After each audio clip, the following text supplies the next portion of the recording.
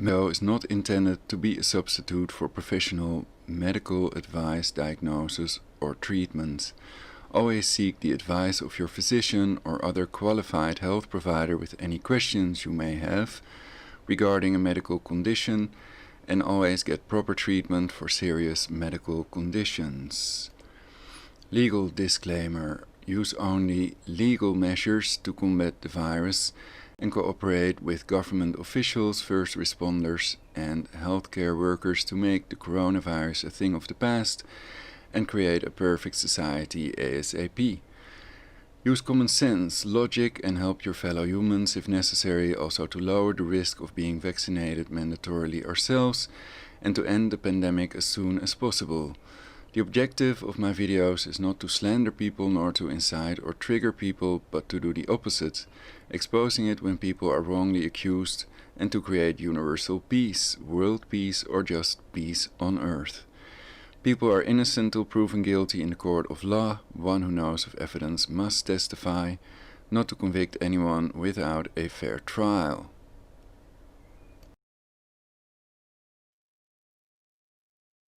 Greetings, superior beings, greetings, supreme being. We are all the human race. Our common enemy is death. Welcome on Genuine News. I'm Ulrich Hoffman, and this is the broadcast. Prevent armed protests. FBI warned about January 16th. Skype prologic999 to be live in this broadcast. This is a sort of follow-up to one of my previous broadcasts. And in this broadcast I tend to ponder upon stuff, mainly on how to prevent this, and one way to prevent it is to simply not go on an armed protest, basically. Unarmed protest, okay, they can't use that as an excuse to declare martial law. And perhaps it's part of a scenario to do just that, basically. In my previous broadcast I've also covered the ABC news article, so let's switch to that. Basically, one of my questions is concerning this article.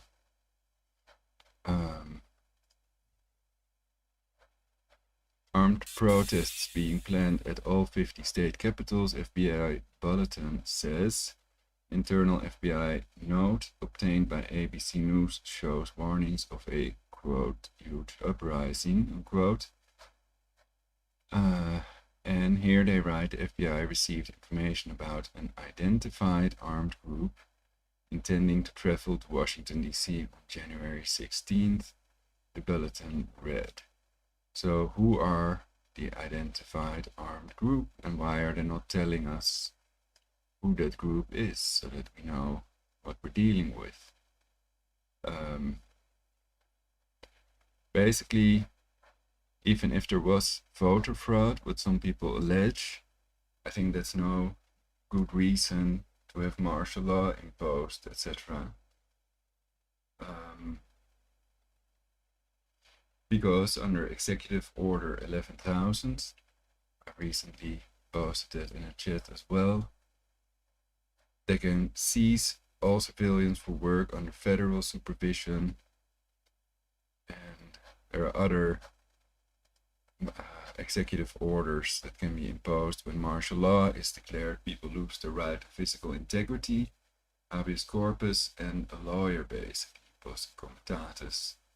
So I think that it's worth to try to prevent this scenario. And ideas are welcome via Skype. Now my chats would work again. I've logged in via the stream elements. Chat works, okay, so I can look what you all are writing in the chats. What can we do? We can read articles or wait until there's somebody that Skypes me, prologic999. So any ideas are welcome to prevent martial law from being imposed.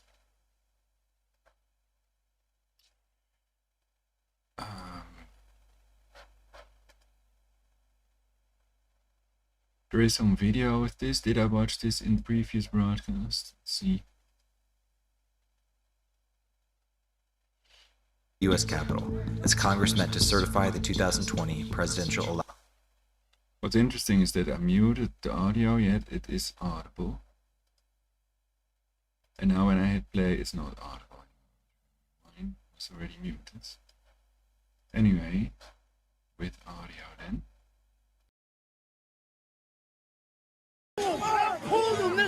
On January 6th, thousands of rioters, many coming from Trump's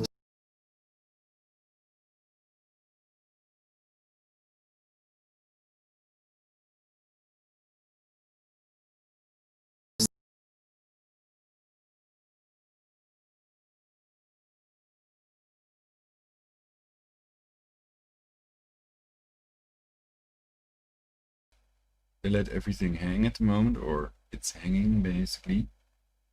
And some think that there were BLM and others, perhaps Antifa, present as well. And I haven't really found any way to prove or disprove that claim to myself with 100% certainty.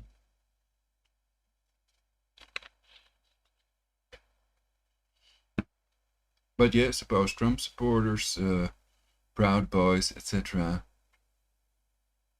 Is it Proud Boys? I wonder. So it must be known who they're talking about, basically. January 16th, in that article on ABC News. But really, you could argue it doesn't matter. If they can avoid armed protests, then they can avoid martial law being imposed.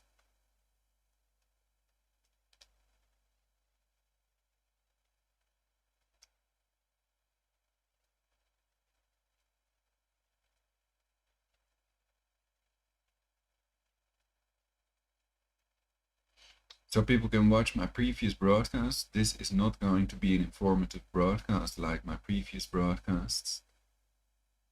This is just to Skype with people about this instead of using StreamYard. Why would I use StreamYard when I can use Skype? Perhaps I'll make some music or whatever. And I doubt if I've covered this video on my previous broadcast. So let's watch this on ABC News. Save America rally stormed the U.S. Capitol as Congress met to certify the 2020 presidential election results. The insurrection resulted in multiple deaths, including an officer, dozens of injuries to law enforcement and rioters, ongoing arrests, and vandalism across the Capitol. Here's how the day unfolded. That morning, thousands gathered at the Ellipse near the White House to hear the president and his allies speak. Shortly before noon, President Trump addressed the crowd. We will never give up. We will never concede. We're going to walk down to the Capitol because you'll never take back our country with weakness. You have to show strength and you have to be strong. Following his speech, the crowd then marched to the U.S. Capitol building, where initially only Capitol Police were stationed. Additional MPD officers would be called to assist by 1 p.m.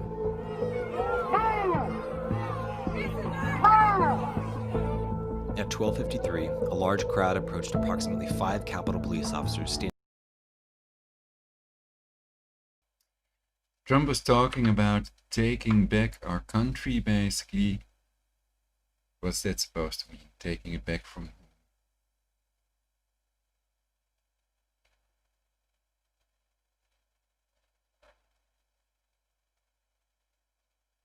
Perhaps I should rewind that part.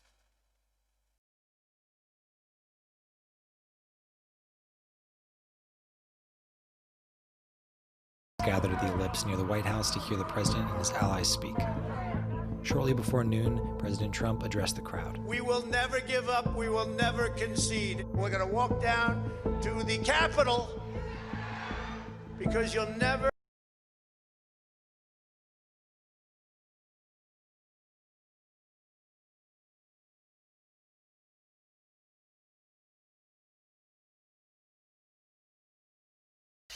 So basically he's talking about never conceding.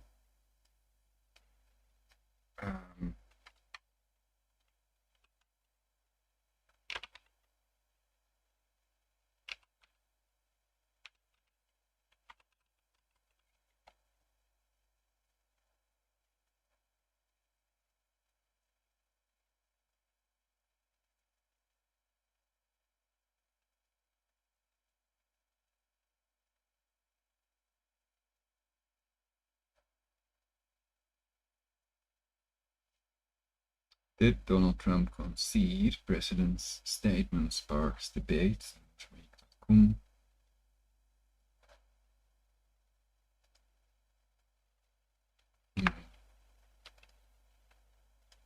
So let's first check what it means. Concede. Concession. A concession or concession agreement is a grant of rights, land or property by a government, local authority, corporation, individual, or other legal entity.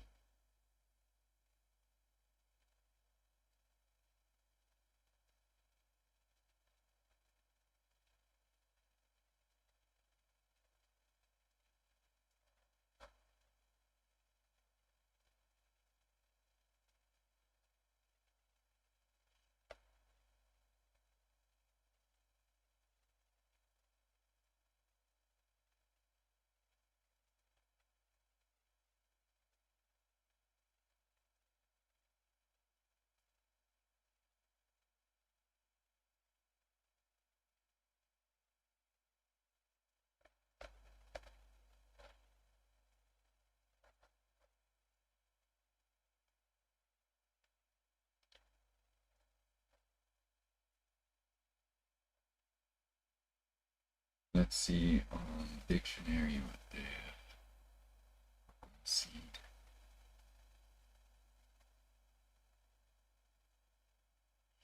So does it mean allowing Biden to be president, basically? Or does he mean something else?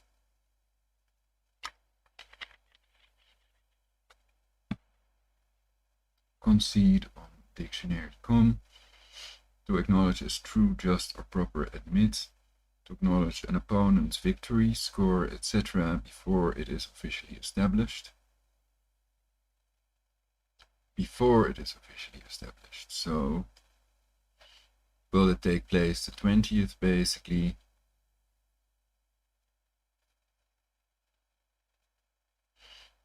And if he is convinced that there's voter fraud, basically, if there's any evidence of that, then you could argue that's not the right thing to do, basically, to just let them get away with it, stealing the elections he talked about. But I think we should still prevent any armed protests that could trigger martial law. And what I heard in the other broadcasts is that they've planned magnetometers or whatever, what do they call them? And I have to check my previous broadcast, basically.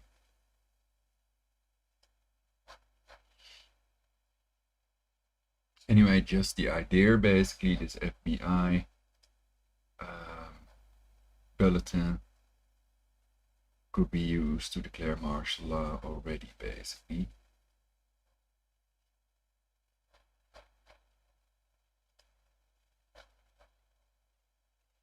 So let's watch the rest of the broadcast on abcnews.go.com. Take back our country with weakness. You have to show strength and you have to be strong. Following his speech, the crowd then marched to the U.S. Capitol building, where initially only Capitol Police were stationed. Additional MPD officers would be called to assist by 1 p.m.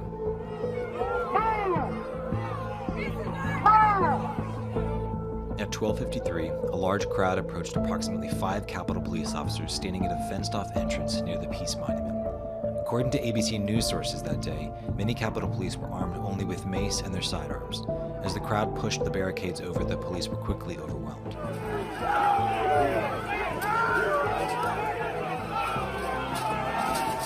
In contrast to other events in D.C. last summer, additional state and federal law enforcement was not pre-staged ahead of the riot. Within minutes, protesters began swarming other entrances of the Capitol, breaking through barricades and continuing to push further toward the building.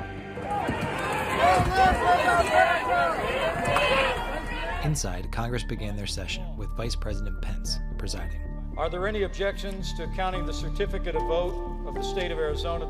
I will vote to respect the people's decision and defend our system of government as we know it. During this time, explosive devices were reported outside the DNC and RNC headquarters. Meanwhile, rioters continued to surround the Capitol, taking photos and waving flags. One video shows rioters streaming past barricades with officers standing by.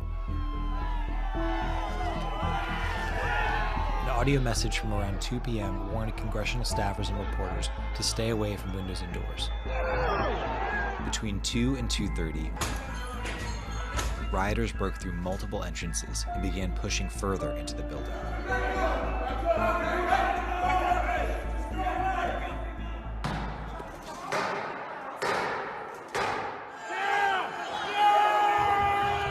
By 2:30, rioters breached security and made their way into the Capitol through windows and doors.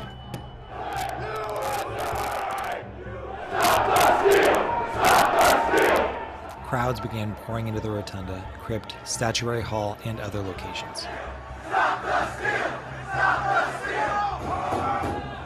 On the chamber floor, the House recessed and told members to lock down and shelter in place. They broke the glass? Everybody stay down! Get down! Around 2:45, members of the Capitol security team barricaded the entry doors to the chamber. Congress members retrieved gas masks from underneath their seats, and tear gas has been released into the Rotunda. Outside the House chamber in a stairwell, protesters attempted to get into a secured hallway. One woman, Ashley Babbitt, was shot by a Capitol policeman and later died. Around 3 p.m., one video shows an officer stuck in a doorway as rioters try to push through.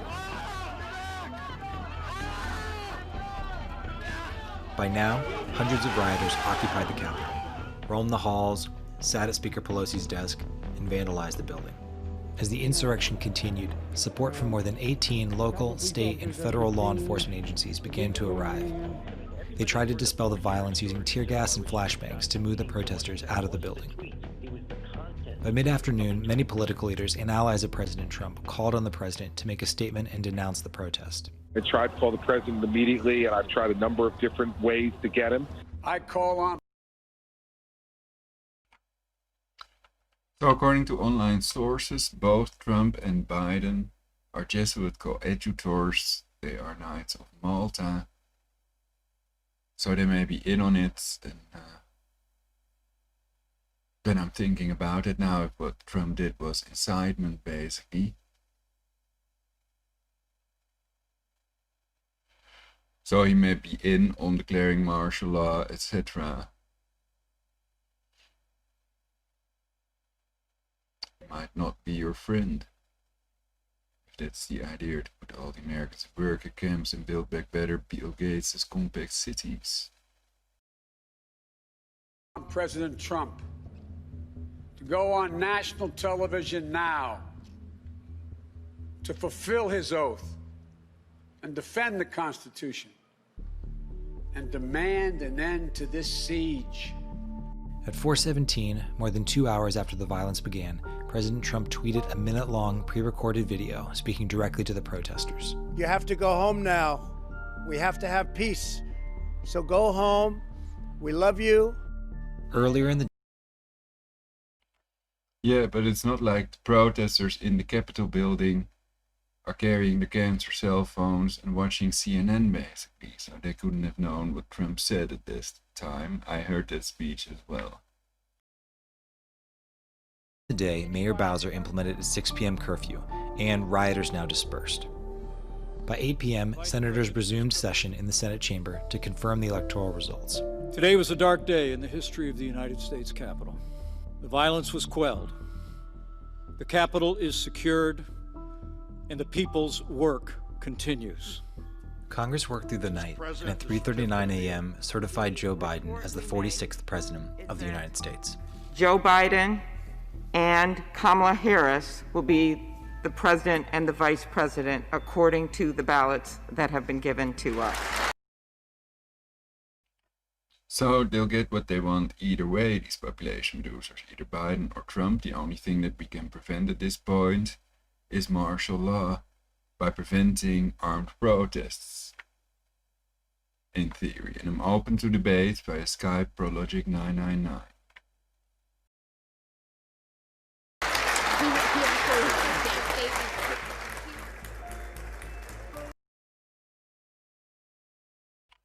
message shown on the screen: in the days following the insurrection, Capitol Police Officer Brian D. Sicknick died from injuries sustained during the riot.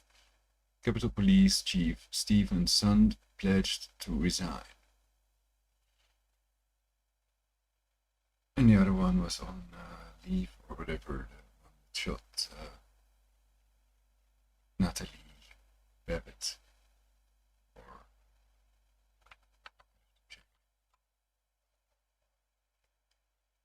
Ashley Babbitt, I think. Ashley Babbitt.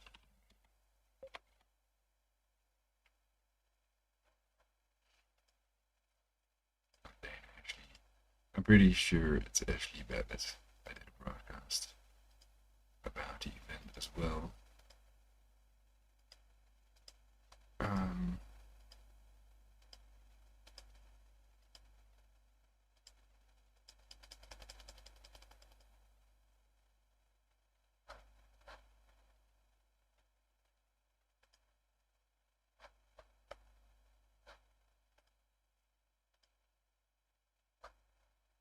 Capitol Police officer who shot Ashley Babbitt during riot placed on administrative leave. Newsweek.com.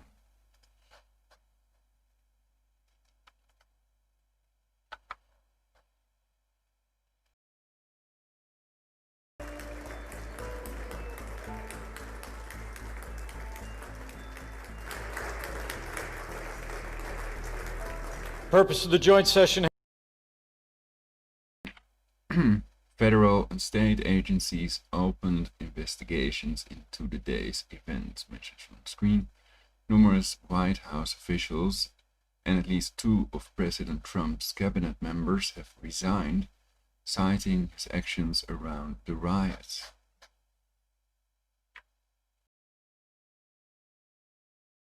Having concluded, pursuant to Senate Concurrent Resolution 1, 117th Congress, the chair declares the joint session dissolved.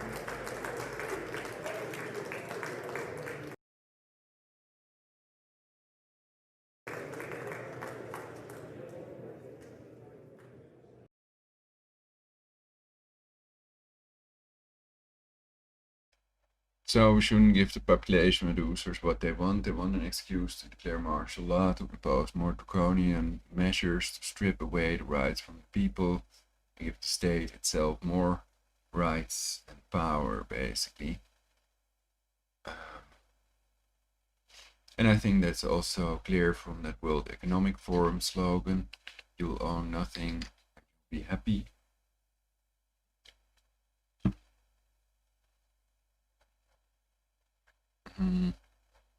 Let's see.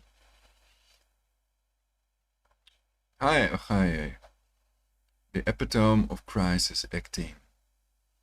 Well, I can make you moderator. Okay. Scroll down a bit further, perhaps.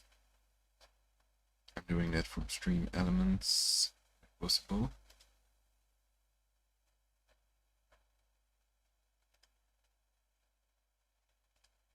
apparently I have to do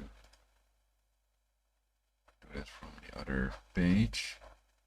So I'm going to switch to the picture show. Transition. Medical disclaimer. The content of this video is not intended to be a substitute for professional medical advice, diagnosis, or treatment. And it's not to censor anybody. Always seek the advice of your physician or other qualified health provider with any questions you may have regarding a medical condition, and always get proper treatment for serious medical conditions. Legal disclaimer. Use only legal measures to combat the virus and cooperate with government officials, first responders and healthcare workers to make the coronavirus a thing of the past and create a perfect society ASAP. Use common sense, logic and help your fellow humans if necessary, also to lower the risk of being vaccinated mandatorily ourselves and to end the pandemic as soon as possible. So here we have when I DuckDuckGo FBI identified armed group Proud Boy ? FBI tracking Proud Boys and armed militias of fears of dangerous violence. In Washington DC this week as Joe Biden's win is challenged. Some gay rights. FBI categorizes Proud Boys as extremist group with ties to on NPR.org.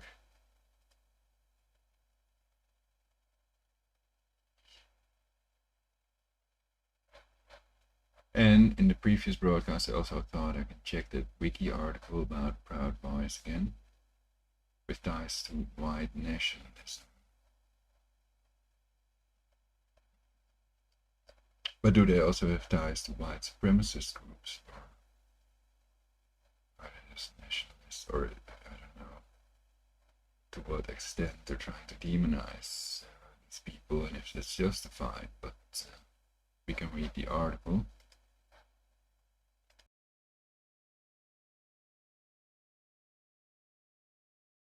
National FBI categorizes Proud Boys as extremist group with ties to white nationalism. November 20th, 20,184 hours 47 minutes PM ET. Heard on All Things Considered. Molly Solomon. From Oregon Public Broadcasting. 3-minute listen download transcript. The group The Proud Boys was recently labeled an extremist group by the federal government. That's according to an internal affairs report by the Clark County Sheriff's Office in Vancouver.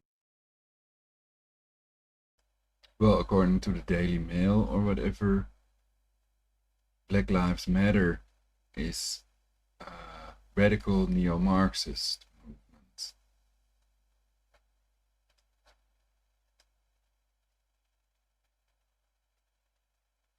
And Antifa, the Wiki Antifa article was changed basically.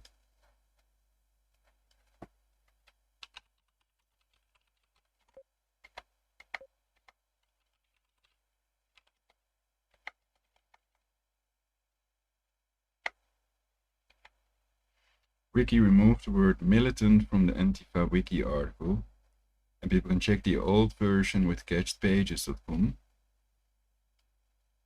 Wiki/Antifa _ between brackets United States, States. Antifa movement is composed of left-wing, autonomous, militant anti-fascist groups changed into a predominantly left-wing anti-fascist political activist movement. Okay.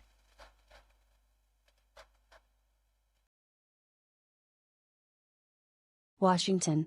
Ari Shapiro, host. An organization known as the Proud Boys has been at the center of many high-profile and sometimes violent political protests. The FBI has now categorized the Proud Boys as an extremist group with ties to white nationalism. That designation was just made public through an internal report from law enforcement in Washington state. Molly Solomon of Oregon Public Broadcasting joins us now to tell us what this all means. Hi there. Molly Solomon.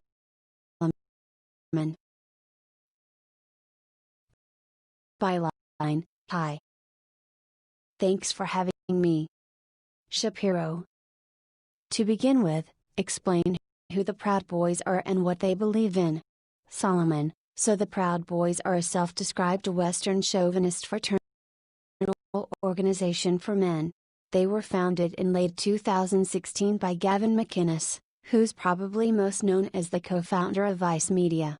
McInnes has been very vocal, though, that the Proud Boys are not an outright white nationalist group. But they have a well-documented track record of using anti-immigrant rhetoric, a history of misogyny and violent activities. Earlier this year, I should say, the Southern Poverty Law Center actually elevated the Proud Boys to an official hate group, Shapiro, and now the FBI has designated them an extremist group. How did that come to light? Solomon. So the document was obtained by a nonprofit called Property of the People. It was part of an internal affairs investigation into a deputy sheriff in Southwest Washington named Erin Willey. She was fired this summer after a photograph was leaked to the local newspaper of her posing in a Proud Boy Girls sweatshirt. The Proud Boy Girls are an offshoot of the Proud Boys. In the report, local law enforcement described the Proud Boys being classified by the FBI as an extremist group with ties to white nationalism starting in 2018. It also went on to say that the FBI has warned local law enforcement agencies that the Proud Boys are actively recruiting in the Pacific Northwest and that Proud Boy members have contributed to escalating violent activities at political rallies held on college campuses and in cities like Charlottesville, Portland, and Seattle, Washington. Shapiro, does this designation have real-world consequences, or is it more of just kind of like a heads-up from the FBI? Solomon. I think it does a little bit of both. It certainly changes the language in how we classify these groups. In terms of how it might have an impact beyond that, we spoke with former federal agents who told us that there definitely is a process in place for making these designations. So it's important that this happened, and it's significant. They also said that this could signal that perhaps the FBI is doing an investigation locally. But I think it certainly shows that the FBI is definitely tracking the Proud Boys' activities more closely than they have in the past. Shapiro, the pushback here from groups like the Proud Boys is that law enforcement is regulating political ideology. What do current and former FBI officials say about that? Solomon, so the FBI did respond to a statement that we sent, asking them about why this happened. They didn't necessarily address that directly in their response but really looked at the broader issue of rights here guaranteed by the First Amendment. A spokesperson with the FBI sent over a statement basically saying that the agency is not in the business of labeling groups like the Proud Boys and regulating political ideology. The focus for them is more on individuals who commit violence or criminal activity. Shapiro, the FBI and other law enforcement organizations have been criticized for not taking as seriously the threat of white extremist nationalist violence as they do Islamist extremism. Is this a sign that that might be changing? Solomon, some people that we spoke with say it could be. They say that this is important that this designation has been made. And I think the choice that they've made to refer to Proud Boys as extremists, whether it's the FBI or local law enforcement, I think that's significant and certainly shows that they're paying attention to this group at a much higher level. Shapiro, Molly Solomon of Oregon Public Broadcasting, thanks so much, Solomon, thank you.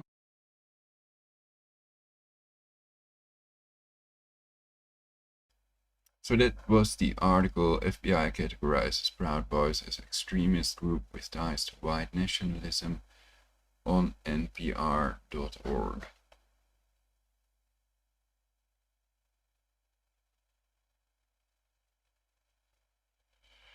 And actually, the FBI has classified them as such according to this article on the basis of what?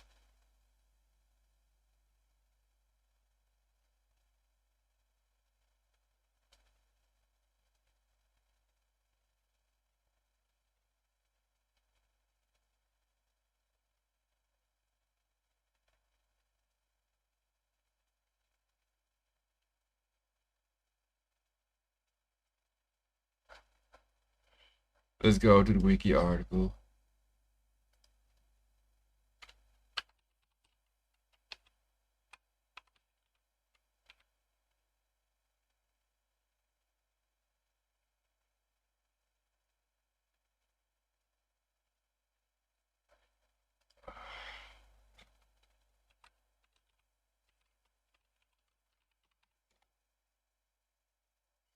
Perhaps they're also listed on ADL. Check that out as well.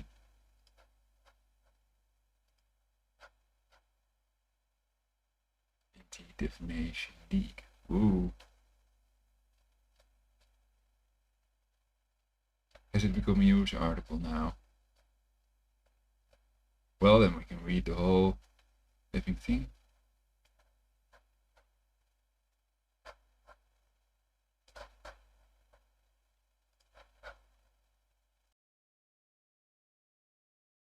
Proud Boys from Wikipedia, the free encyclopedia. Jump to navigation, jump to search. Proud Boys flag.png. Leader Enrique Tarrio Foundation 2016. 5 years ago. Motives: opposition against left-wing and progressive groups. Active regions: United States and Canada. Ideology: chauvinism, neo-fascism, white nationalism. Political position: far-right. Major actions: harassment, picketing, political violence. Part of the Politics and Elections and Politics series on neo-fascism. Core ideas.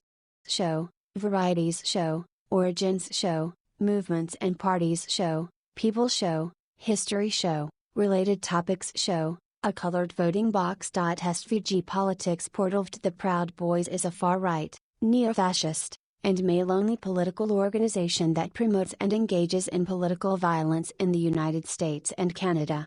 1.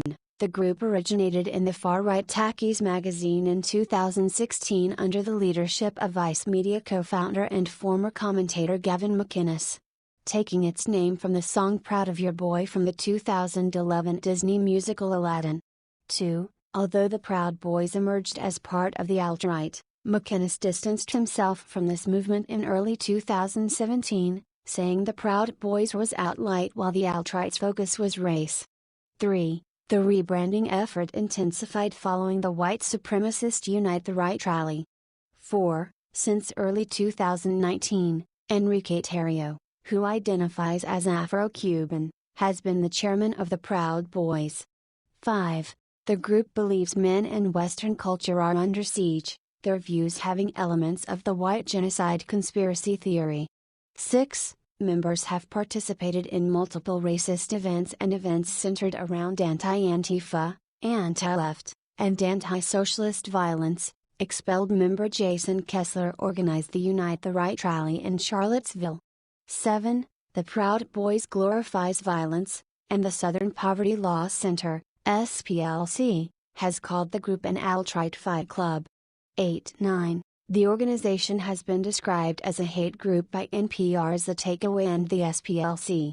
10. The ADL has described the Proud Boys as extremist, conservative and alt-right, overtly Islamophobic and misogynistic, transphobic and anti-immigration, all too willing to embrace racists, anti-Semites and bigots of all kinds, and notes the group's promotion and use of violence as a core tactic. 11. In late November 2018, an internal memo from the Clark County Sheriff's Office shows that the FBI had designated the Proud Boys an extremist group, but it later clarified that only certain members were extremist threats with ties to white nationalism. 12-13, Bill Blair, Canada's Minister of Public Safety and Emergency Preparedness, announced in January 2021 that Canada was considering designating the Proud Boys a terrorist organization. 14. In 2019, 2 Proud Boys were sentenced to 4 years in prison for attempted gang assault, attempted assault and other charges for a 2018 New York incident where they attacked individuals who prosecutors said were members of Antifa. 15. The Proud Boys organization has been banned by Facebook, Instagram, Twitter, and YouTube. 16.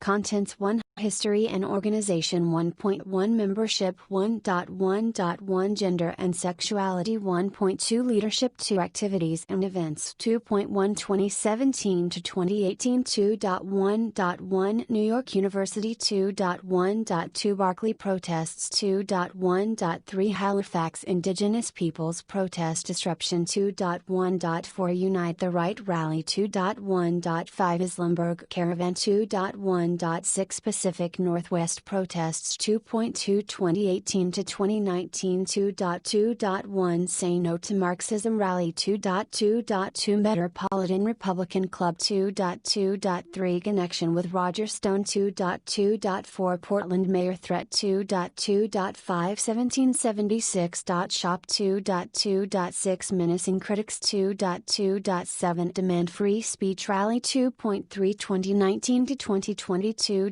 3.1 Counterterrorism and Extremism Intelligence Reports 2.3.2 Taunting Soccer Fans 2.3.3 In Domestic Terrorism Rally 2.3.4 Bon Air Fire Company 2.3.5 Anti-BLM Protests and COVID-19 Misinformation 2.3.6 2020 Presidential Debates 2.3.7 Reclamation of Proud Boys on Social Media 2.3.8 Foreign Disinformation during the 2020 presidential campaign 2.4 2020 to 2021 2.4.1 D.C. Asbury United Methodist Church Incident and Criminal Charges Against Terrio 2.4.2 Storming of the Capitol Building 3 Lawsuits 3.1 SPLC Lawsuit 3.2 May 2019 Federal Lawsuit 4 Subgroups 4.1 Fraternal Order of the Aldenites 5 Symbolism 5.1 Association with Fred Perry Clothing 5.2 MAGA Hats 5.36 See also 7 References 8 External links History and Organization Gavin McInnes co-founded Vice magazine in 1994, but he was pushed out in 2008 due to creative differences. After leaving, he began doggedly hacking a jagged but unrelenting path to the far-right fringes of American culture, according to a 2017 profile in the Canadian Globe and Mail. 17. The Proud Boys organization was launched in September 2016, on the website of Tackies magazine, a far-right publication for which white nationalist Richard B. Spencer had once served as executive editor. 18. It existed informally before then as a group centered around McInnes, and the first gathering of the Brooklyn chapter in July 2016 resulted in a brawl in the bar where they met. 19. The name is derived from the song Proud of Your Boy, originally created for Disney's 1992 film Aladdin but left out following story changes in production, and later featured in the 2011 musical adaptation. In the song, the character Aladdin apologizes to his mother for being a bad son and promises to make her proud. McInnes interprets it as Aladdin apologizing for being a boy. He first heard it while attending his daughter's school music recital. The song's fake, humble, and self-serving lyrics became a running theme on his podcast. McInnes said it was the most annoying song in the world but that he could not get enough of it. 19. The organization has been described as a hate group by the Southern Poverty Law Center, SPLC 20, and NPR's The Takeaway. 21. Spencer, McInnes and the Proud Boys have been described as hipster racists by Vox 22, and Media Matters for America. 23-24, McInnes says victim mentality of women and other historically oppressed groups is unhealthy, arguing that here is an incentive to be a victim. It is cool to be a victim. He sees white men and Western culture as under siege and described criticism of his ideas as victim blaming. 17. Their views have elements of the white genocide conspiracy theory. 25-26, according to the Anti-Defamation League, ADL, the group is part of the alt-right and is overtly Islamophobic. 27. The ADL reports that, ideologically, members subscribe to a scattershot array of libertarian and nationalist tropes, referring to themselves as anti-communist and anti-political correctness, but in favor of free speech and free markets. 27. In October 2019, members of the Denver chapter of the Proud Boys marched with members of the Patriot Front and former members of the neo-Nazi Traditionalist Worker Party. According to the ADL, T-Has relationships show the Proud Boys to be less a pro-Western drinking club and more an extreme, right-wing gang. 27. In early 2017, McInnes began to distance himself from the alt-right, saying their focus is race and his focus is what he calls Western values. This rebranding effort intensified after the Unite the Right rally. 3/4/28. In 2018, McInnes was saying that the Proud Boys were part of the new right. 29. The organization glorifies political violence against Antifa 18, and leftists, reenacting political assassinations, wearing shirts that praise Augusto Pinochet's murders of leftists and participating directly in political violence. 38. In April 2016, McInnes, who believes violence is a really effective way to solve problems, has said, "I want violence, I want punching in the face. I'm disappointed in Trump supporters for not punching enough."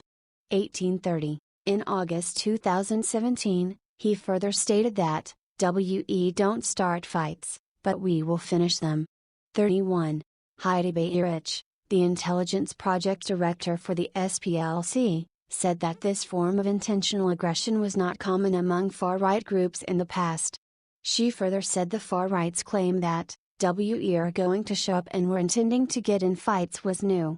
32. In late November 2018, it was reported, based on an internal memo of the Sheriff's Office in Clark County, Washington, that the FBI had classified the Proud Boys as an extremist group with ties to white nationalism.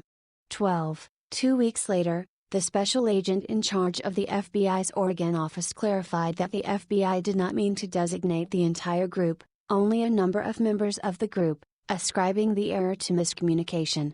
1333-34. During the conference, the FBI recommended referring to classifications about the group by the SPLC and other outside agencies. 13. The organization is opposed to feminism and promotes gender stereotypes in which women are subservient to men. 1718. The organization has a female member-only auxiliary wing named Proud Boys Girls that supports the same ideology. 35. The ADL states that the Proud Boys are an extremist conservative group. 36. According to the ADL, McInnes and the Proud Boys are misogynistic to call women lazy and less ambitious than men and Venerati, the housewife. 37. McInnes has called for enforced monogamy and criticized feminism as a cancer. 37. Some men who are not white, including Enrique Tarrio, the group's chairman and the Florida State Director of Latinos for Trump, 38, have joined the Proud Boys, drawn by the organization's advocacy for men, anti-immigrant stance, and embrace of violence. 39. The Proud Boys claim to condemn racism, with Tarrio stating that the group has long-standing regulations prohibiting racist, white supremacist or violent activity. However, the ADL has deemed the group as having anti-Semitic, Islamophobic and racist views, with the group known to threaten, intimidate or violently assault anti-racism protesters. 40. The group has claimed there is an inherent superiority of the West, going to great lengths to mask members' connections to white supremacy. 41. The ADL states that the Proud Boys' extreme, provocative tactics, coupled with overt or implicit racism, Islamophobia, anti-Semitism and misogyny, and the fact that the group is so decentralized, inconsistent, and spread out, suggests the group should be a significant cause for concern. 36. The Proud Boys have been banned by social media platforms Facebook, Instagram, Twitter and YouTube. 16. In August 2018, Twitter terminated the official account for the group along with McInnes' account under its policy prohibiting violent extremist groups. At the time, the group's profile photo showed a member punching a counter-protester. 42. Facebook and Instagram banned the group and McInnes in October 2018. 43. That same year, YouTube banned the Proud Boys founder for copyright violation in December 2018. 44. On June 16, 2020, Facebook announced it had removed 358 accounts off its platform and 172 off Instagram that held ties to the organization. 45. Membership. Proud Boys stand next to Joey Gibson at a 2017 rally in Seattle. According to David Newart, the Proud Boys recruit with emphasis on right-wing 15 to 30-year-old white males who come primarily from suburbs and exurbs. 46. The Proud Boys say they have an initiation process that has 4 stages and includes hazing. The first stage is a loyalty oath, on the order of "I'm a proud Western chauvinist. I refuse to apologize for creating the modern world." The second is getting punched until the person recites pop culture trivia, such as the names of 5 breakfast cereals. The third is getting a tattoo and agreeing to not masturbate, and the fourth is getting into a major fight for the cause. 47 8 48 49 50 51. The Daily Beast reported in February 2018 that the Proud Boys have amended their rules to prohibit cargo shorts and the use of opioids and crystal meth. However, the same article mentioned that no restrictions were placed on cocaine. 52. The total number of Proud Boys members is unknown. Reports estimate membership between several hundred up to 6,000. 53 54 55. In July 2018, the Proud Boys LA branch had 160 members and up to 300 pending applicants, according to the unidentified Proud Boys LA president. 56. Gender and sexuality: women are not allowed to join the Proud Boys. 18, and the unnamed president of Proud Boys LA told the Los Angeles Times the group only admits biological men. 56. According to the organization, their loyalty oath includes a statement along the lines of "I'm a proud Western chauvinist. I refuse to apologize for creating the modern world," and a pledge not to masturbate.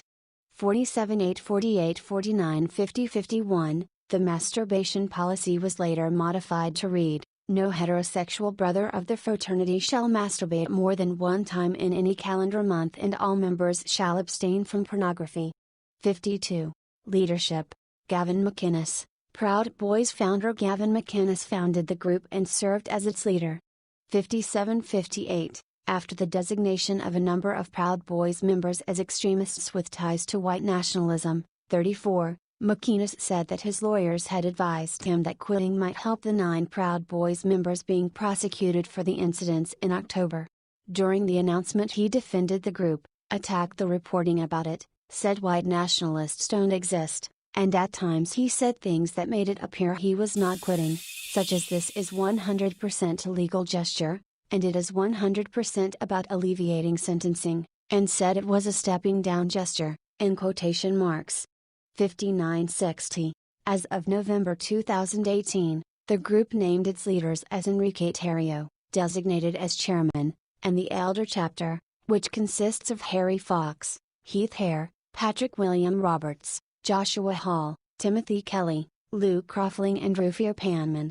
6162. Jason Lee Van Dyke, who was the organization's lawyer at the time, had been briefly named as chairman to replace Gavin McInnes when he left the group, but the organization announced on November 30 that Van Dyke was no longer associated with the group in any capacity, although his law firm still holds Proud Boys trademarks and is the registered agent for 2 of the group's chapters.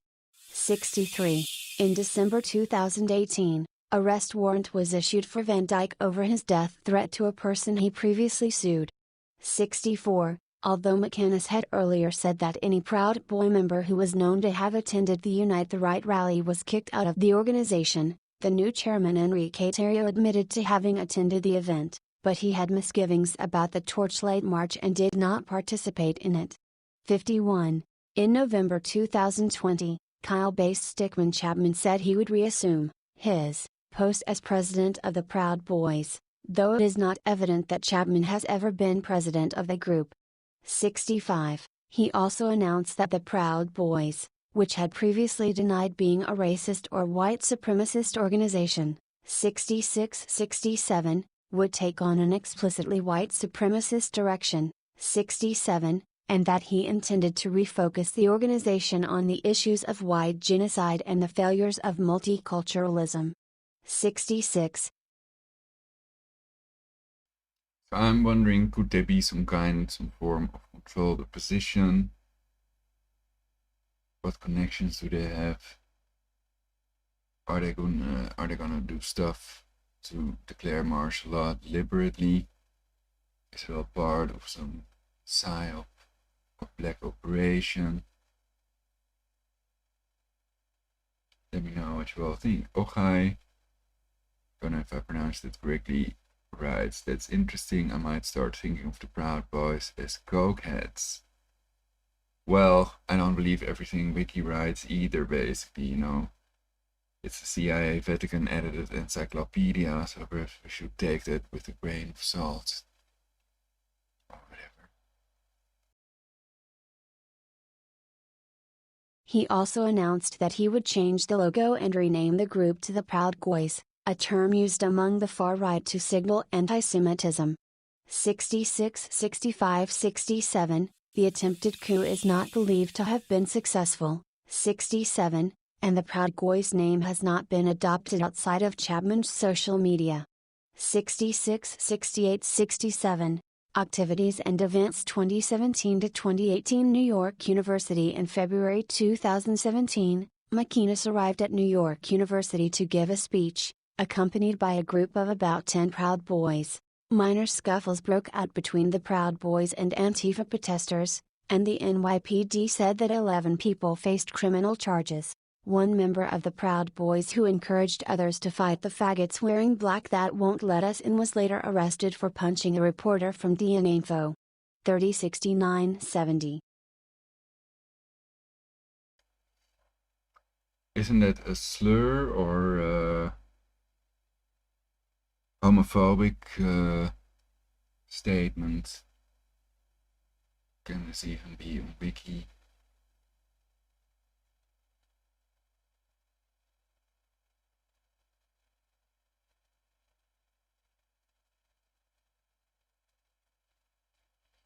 Well, I've heard others use that term on YouTube, but I'll refrain from it. I think it has homophobic connotations or whatever. That it could be considered triggering. So I advise everybody not to use that term. Though I'm a heterosexual myself, I'm pro equal rights, people cannot help their sexual preference, basically.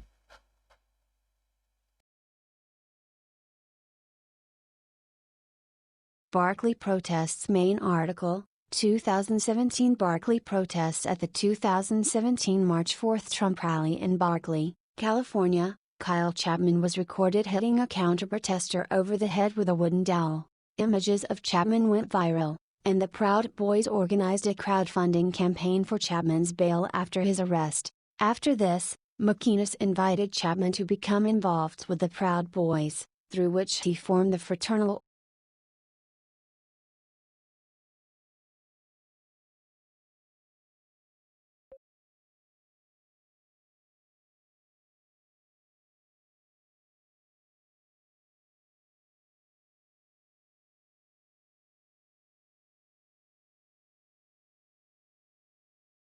At the 2017 March 4th Trump rally in Berkeley, California, Kyle Chapman was recorded hitting a counter-protester over the head with a wooden dowel. Images of Chapman went viral, and the Proud Boys organized a crowdfunding campaign for Chapman's bail after his arrest. After this, McInnes invited Chapman to become involved with the Proud Boys, through which he formed the Fraternal Order of the Alt-Knights.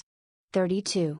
On April 15, 2017, an alt-right rally was organized in Berkeley by the Liberty Revival Alliance, which did not seek or receive a permit, and was attended by members of the Proud Boys, Identity Evropa, an American neo-Nazi group 71, 72, 73, and Oath Keepers, an anti-government far-right group. 74, 75, 76, 77, 78. Many of these people traveled to Berkeley from other parts of the country, and the rally was counter-protested and violence broke out, resulting in 21 people being arrested. 7980. Halifax Indigenous Peoples Protest Disruption main article, Statue of Edward Cornwallis section. Recent discussions about the statue's removal. External video 229 video icon. Who are the Proud Boys? On YouTube, CBC News. July 5, 2017. On July 1, 2017, 5 Canadian Armed Forces, CAF, Members who self-identified as Proud Boys disrupted a protest organized by indigenous activists in Halifax, Nova Scotia, at a statue of Edward Cornwallis, the first Lieutenant Governor of Nova Scotia. So basically, when I look at the picture of Kyle Chapman, who was just mentioned in the article, he reminds me a bit of Alex Jones, basically, the band Alex Jones. And of course, we've seen a new band, the political supreme leader Ayatollah Khomeini has been banned from Twitter. Did a broadcast about that as well. Let's see if I can find it fast. Should be there. Let's look at the text in. Iranian Khamenei cancels vaccine order. Twitter account removed after calling vaccines untrustworthy.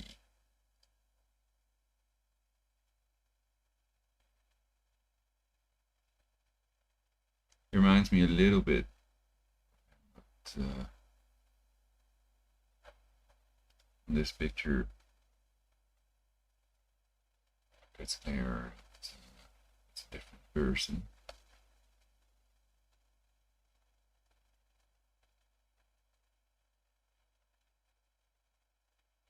Perhaps Ant-Man, I don't know the name of the actor, a little bit. Okay, but let's read on.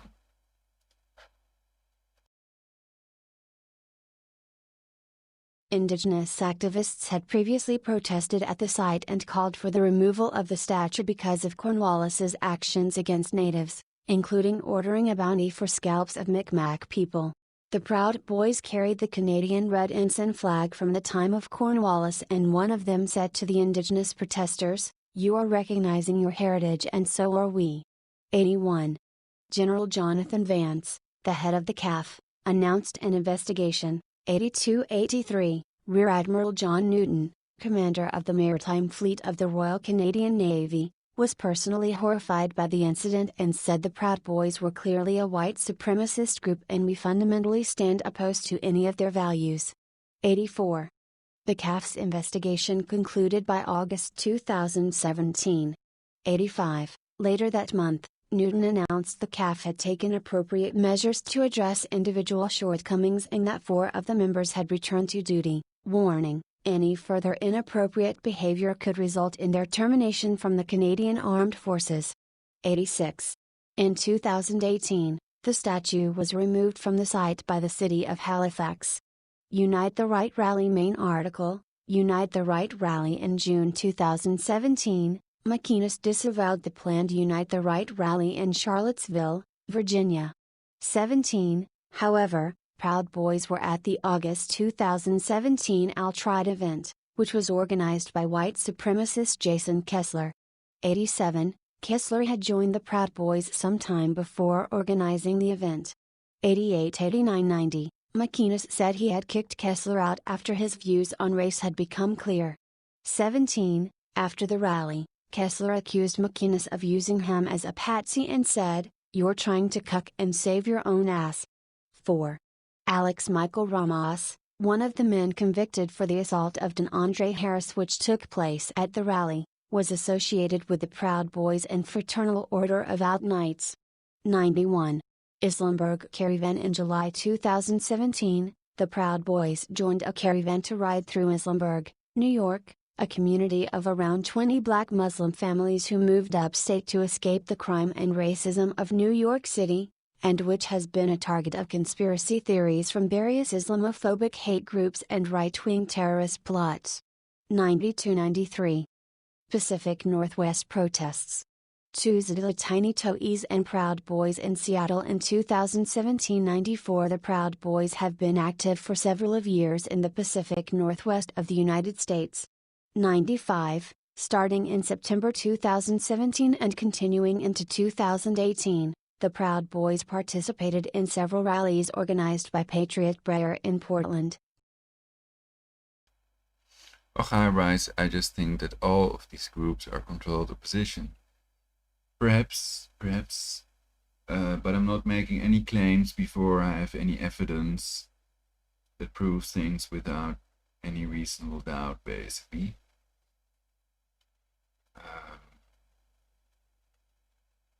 But the people need real resistance to these population reducers that want to do away with 7 billion people, and many people think that they're therefore psychopaths.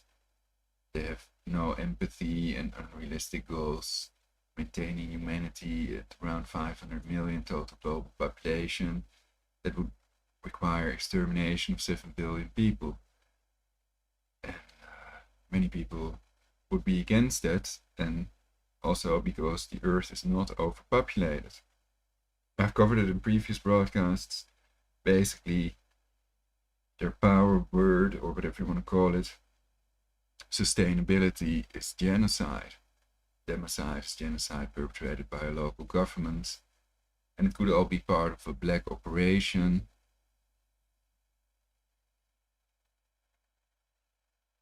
The biggest genocides have been perpetrated by governments, and again, without any evidence that proves things beyond any reasonable doubt. I think that Kennedy was right, that it's about secret societies, Jesuits, Masons, Bilderberg, etc., the population reduction NGOs, and that they are also trying to play people out against each other, divide and conquer, and problem, reaction, solution, and I think declaring martial law could be part of their agenda. And if it is the case, then I want to prevent that somehow, to prevent that from happening in the US, to help prevent that in the rest of the world as well, because the US spent more than all the other countries combined on the bloody military-industrial complex. I think it is vital to prevent these horrible scenarios from going down in the US, basically.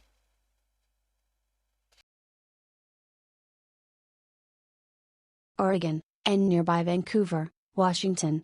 96, 97, 98, scenes of violence from one of these rallies was turned into a sizzle reel for the Proud Boys and was circulated on social media. 99, 100, violence erupted at 2 events in June 2018. Leaving 5 people hospitalized after the far-right march on June 30 devolved into a riot in downtown Portland. 101. 2018 to 2019 Say No to Marxism rally in August 2018, the Northern California Regional Intelligence Center, NCRIC, summarized a report about right-wing groups gathering weapons before a rally. The basis for the warning is a July call from a man to the Berkeley Police Department, expressing concern about someone he knew who allegedly was a member of the Proud Boys that was gathering masks, helmets, and guns and would have absolute war with the liberals at an event scheduled to take place in Berkeley on August 5, 2018. 102. On August 5, 2018, a Say No to Marxism rally in San Francisco organized by the Proud Boys and their allies resulted in their outnumbering by counter-protests. So I'm for the people above all, for whatever is best for the people above all. And I think that the Proud Boys could be part of that, but that martial law is not, basically. So I advocate keeping peaceful protests, unarmed protests, not having any armed protests. They're already counting on it. The FBI already made that clear. I've covered it in my previous broadcasts. So this is more about Proud Boys, and I'm not saying that it's certain that they mean the Proud Boys. It could also be some other group. They don't make clear if it's BLM or Antifa or Proud Boys or some other group. So that's why I'm reading this. 102. Metropolitan Republican Club in October 2018. McInnes gave a talk at the Metropolitan Republican Club on the Upper East Side of Manhattan. 103-104, he stepped out of his car wearing glasses with Asian eyes drawn on the front and pulled a samurai sword out of its sheath. Police forced him inside. Later, Inside the event, McInnes and an Asian member of the Proud Boys reenacted the 1960 murder of Inejiro Oshima, the leader of the Japanese Socialist Party. A captioned photograph of the actual murder had become a meme in alt-right social media. 18. The audience for the event was described by the New York Times as a cross-section of New York's far-right subculture, libertarians, conspiracy theorists and nationalists who have coalesced around their opposition to Islam, feminism and liberal politics. 105. Anti-fascist activists had started protesting outside the club before the event and had reportedly engaged in vandalism. Following cross-provocations between the opposing sides, the Proud Boys charged towards the protesters, who threw a bottle in response, resulting in a fight. 105-106, NYC police present at the protest reportedly did not respond. 18-107. On November 21, 2018, McInnes said that his lawyers had advised him that quitting might help the 9 members being prosecuted for the incidents in October, and he said this is 100% a legal gesture, and it is 100% about alleviating sentencing, and said it was a stepping down gesture, in quotation marks. 59-60. The fallout from the incident left the group in internal disarray. 105. After McInnes nominally left the group, the elder chapter of the group reportedly assumed control. Jason Lee Van Dyke, the group's lawyer, was appointed as the chapter's chairman. 61-108. Van Dyke was previously known for suing news media and anti-fascist activists for reporting on the group, and for making violent online threats with racist language. 109-110, the group then publicly released its new bylaw online, with the names of its elder chapter members listed and redacted. The redaction was later discovered to be botched, as the list of names can be accessed by selecting over the black bar of the release document. 61. A day later, the chapter announced that Van Dyke was no longer leader of the group, and Enrique Tarrio is the group's new chairman. 62.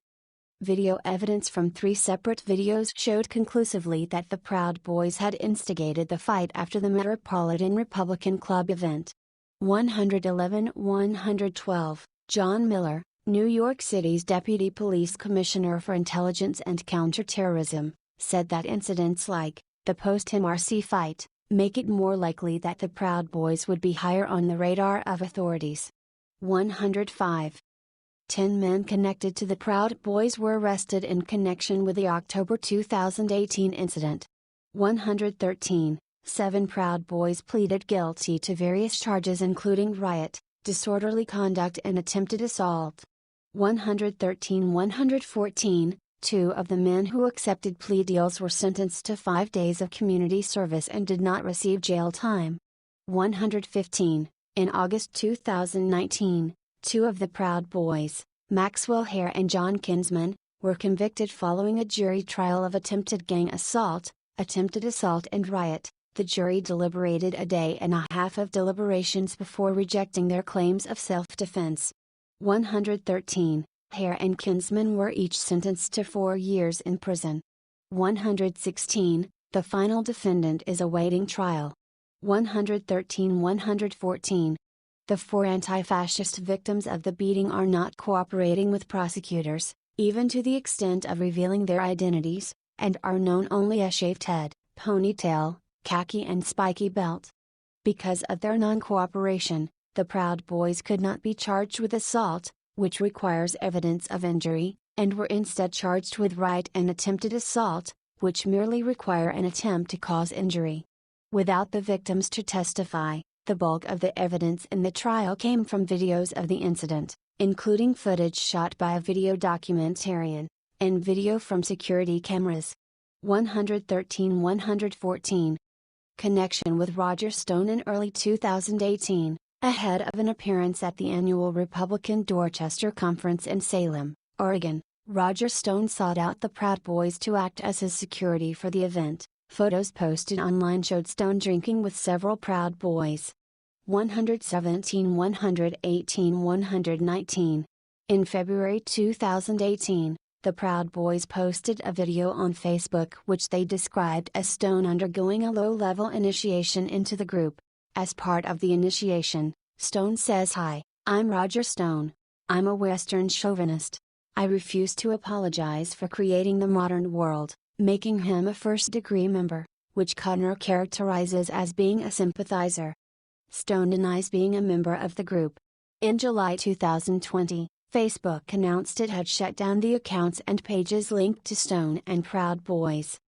This network of over 100 Facebook and Instagram accounts spent more than $300,000 on ads to promote their posts and included false personas. 120. In late January 2019, when Stone was arrested by the FBI on 7 criminal counts in connection with the Mueller investigation, Enrique Tarrio, the chairman of the Proud Boys, met Stone as he left the courthouse in Florida. Tarrio, who wore a Roger Stone Did Nothing Wrong t-shirt, sold by a company owned by Tarrio, told a local TV reporter that the indictment was nothing but trumped-up charges, and was later seen visiting Stone's house. The next day, in Washington, D.C., a small number of Proud Boys demonstrated outside the courthouse where Stone pleaded not guilty to the charges, carrying Roger Stone Did Nothing Wrong signs and others that promoted the InfoWars conspiracy website. The Proud Boys got into an argument with anti-Stone hecklers. 121, 122, 123. Tarrio was later filmed behind President Donald Trump in February 2019, during a televised speech in Miami, where he was seen wearing the same message on a t-shirt. 124. Proud Boys founder Gavin McInnes said Stone was one of the 3 approved media figures allowed to speak about the group. 125. I saw Salem and I thought, isn't it where the Satanic Temple have their headquarters or something?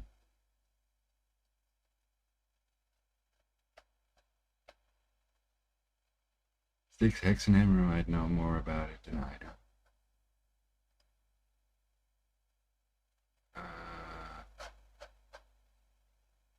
Anyway, that's just on the side, you know. I have to get back to the article.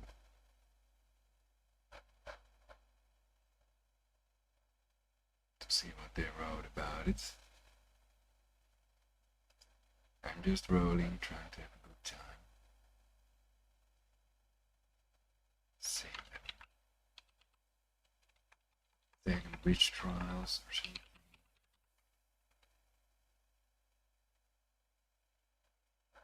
Early 2018, ahead of an appearance in the annual Republican Dorchester Conference in Salem, Oregon, Roger Stone sought out the Proud Boys to act as his, quote, security, unquote, for the event.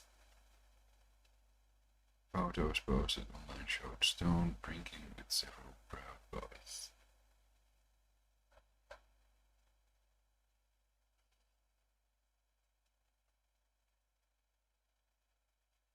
So it was just a conference in Salem, basically.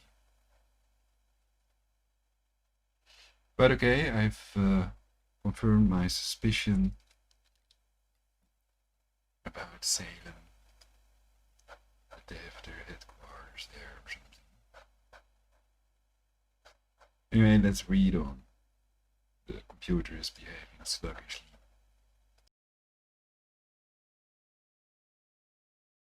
When Stone was asked by a local reporter about the Proud Boys' claim that he had been initiated as a member of the group, he responded by calling the reporter a member of the Communist Party.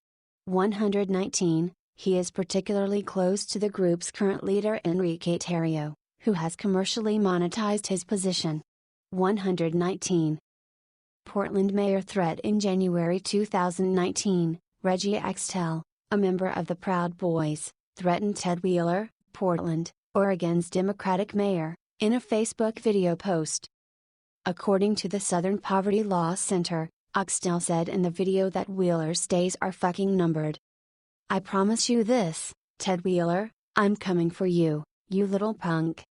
Axtell also said that he would unmask every anti-fascist son of a bitch that I come across, referring to a campaign initiated by Patriot Prayer leader Joey Gibson, Proud Boy Tuzilla Tiny Toes and former Proud Boy Russell Schultz to tear off the bandanas of anti-fascist demonstrators and taking pictures of their faces, thereby demasking them. The announcement of the campaign came shortly after an altercation that took place when Proud Boys and Patriot Prayer members attempted and failed to invade a chapter meeting of the left-wing organization Democratic Socialists of America. The groups clashed with anti-fascist activists nearby after being denied entry to the meeting, and said that they had been attacked. 126, 127, 128. 1776. Shop in February 2019. Slate magazine reported that Square, Chase Payment-ish, and PayPal had pulled their payment processing services from 1776. Shop, an online far-right merchandise site associated with the Proud Boys. 1776. Shop lists itself as a project of Fund the West LLC, a Miami business registered to Henry Theriault. In the past, Enrique Theriault, the chairman of Proud Boys, has said that he is the business owner of 1776. Shop, raising the probability that Henry Theriault and Enrique Theriault are the same person. Henry Theriault is also the registered owner of Proud Boys LLC, which uses the same address as Fund the West. 129. Menacing critics. In July 2019, it was reported that on several occasions Proud Boys had gone to the homes of their critics and menaced them. In June 2018, Vic Berger, who posts videos online mocking far-right figures, including Proud Boy founder Gavin McInnes, reported that he was visited at his home by a Proud Boy who told him, "You're really hurting the Proud Boys. You need to stop making these videos." Berger later said he had come into possession of an internal Proud Boy document which called for Proud Boys to find the addresses of their opponents and those of their relatives and show them there are consequences. 130. Zacherle, lead organizer of the Philadelphia Proud Boys, flashing a white supremacist hand sign. 131, in November 2020.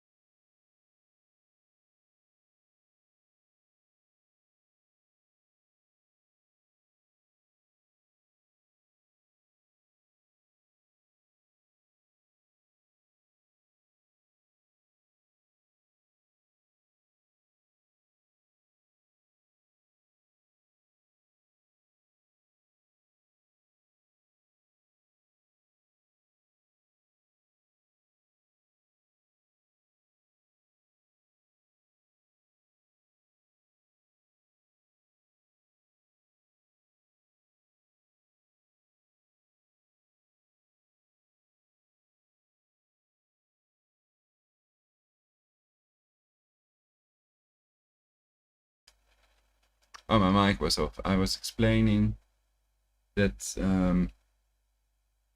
that basically they think that this is 666, 3 times the 6, and that this is also the Le Chef hand signal, basically, haute cuisine. Excellent. And basically that these 3 fingers are basically the W, but you can't really see a P in this. There is no, a P would be made like this basically, or the other way around, like this. So this way, you could argue it's white power hand signal. So perhaps it has never been that. They just turned it into that because it's a static hand signal, perhaps.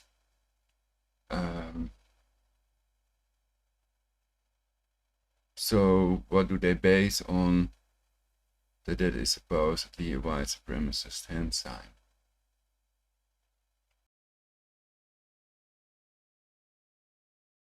That they use it is no proof if they control the position. Perhaps they just made it up.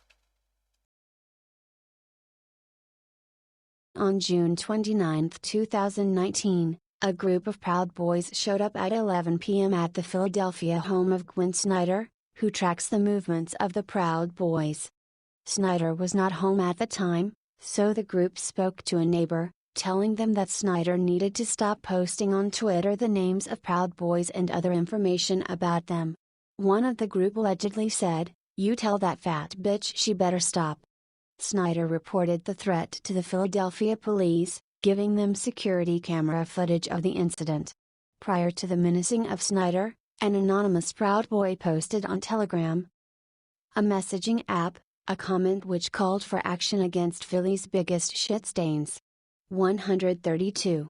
Demand Free Speech Rally. A Proud Boys rally called Demand Free Speech 133, took place on July 6, 2019, in Washington, D.C.'s Freedom Plaza and Pershing Park, drawing about 250 people.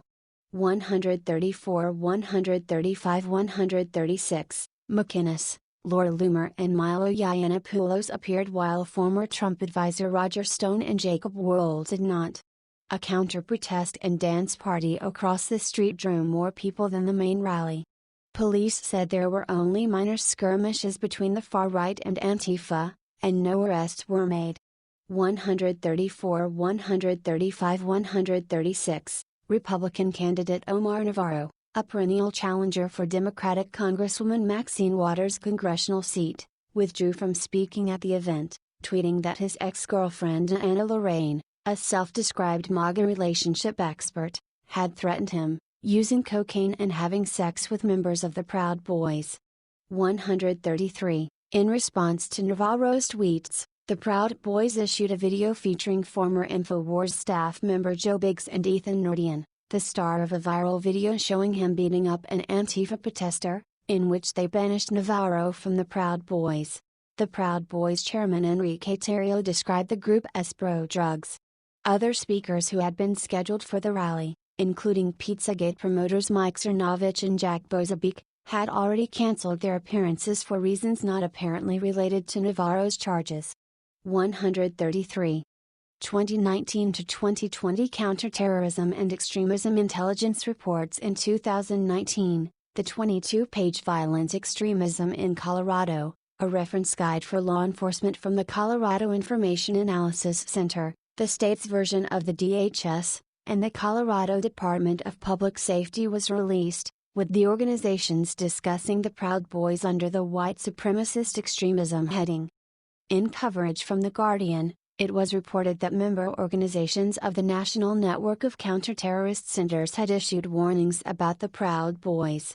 102. Calling Proud Boys a threat to Colorado, the guide related them to neo-Nazi terrorist group Atomwaffen Division and how violent clashes in 2018 with the Rocky Mountain Antifa ended in the arrest of 2 members of the Proud Boys.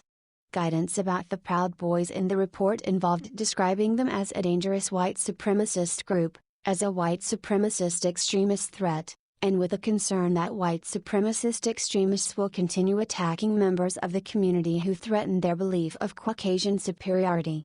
102. I refer first to the need for far greater public information, and second, to the need for far greater official secrecy. The very word secrecy is repugnant in a free and open society, and we are, as a people, inherently and historically opposed to secret societies, to secret oaths, and to secret proceedings. Also in 2019, the Austin Regional Intelligence Center, ARC, compiled a special event threat assessment of potential dangers to the Austin Pride Parade. The ARC identified the Proud Boys as being associated with a growing backlash against Pride Month, which has emerged in the form of the straight pride movement, noting that a June 2019 transgender pride event in Seattle, Washington was disrupted by the alt-right Proud Boys organization. 102. Taunting soccer fans after Major League Soccer, MLS, ruled that the Emerald City Supporters, ECS, the anti-fascist fans of the Seattle Sounders Football Club, could not fly the flag of the 1930s anti-Nazi Iron Front paramilitary group at Sounders Matches. 11 members of the Proud Boys met the group of about 100 people as they marched into the stadium on August 4, 2019 to taunt and yell expletives at them. There was additional police coverage, with the only incident occurring when the Proud Boys attempted to enter a bar, which is a known place for ECS members to gather. The MLS had categorized the Iron Front flag as political imagery, which was at that time forbidden under league rules. However, groups in Seattle and elsewhere challenged the ruling. 137, which was reversed in September 2019 when the MLS reaffirmed its longtime commitment to the values of inclusion and diversity, including opposition to racism, fascism and homophobia, and to ensuring that there is no place for repugnant hate speech in MLS stadiums. 138, 139, 140. In Domestic Terrorism Rally main article, in Domestic Terrorism Rally, the Proud Boys and Joe Biggs, a Florida-based radio talk show host and former InfoWars staff member, organized an August 17, 2019 demonstration in Portland attended by members of several far-right groups. 141, 142, 143, the End Domestic Terrorism Rally, 143, which was sometimes subtitled Better Dead Than Red, 144, was intended to promote the idea that Antifa should be classified as domestic terrorism. Well, I'm showing this picture show because I think we need a movement against these secret societies, and that they're just playing them out against each other, or attempting to play them out against each other, to have an excuse to declare martial law, etc. But this is a wild theory, basically. It received national attention, including a tweet from President Trump.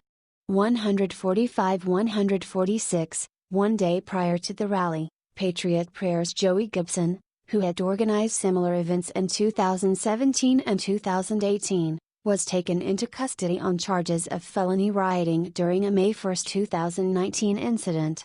147, the Proud Boys organized the August event in response to a video that went viral of masked demonstrators assaulting conservative blogger Andy Ngo at a Portland rally on June 29, 2019. 147, the End Domestic Terrorism event drew more counter-demonstrators than participants, with at least one group urging its members in advance not to attend, and ended with the Proud Boys requesting a police escort to leave.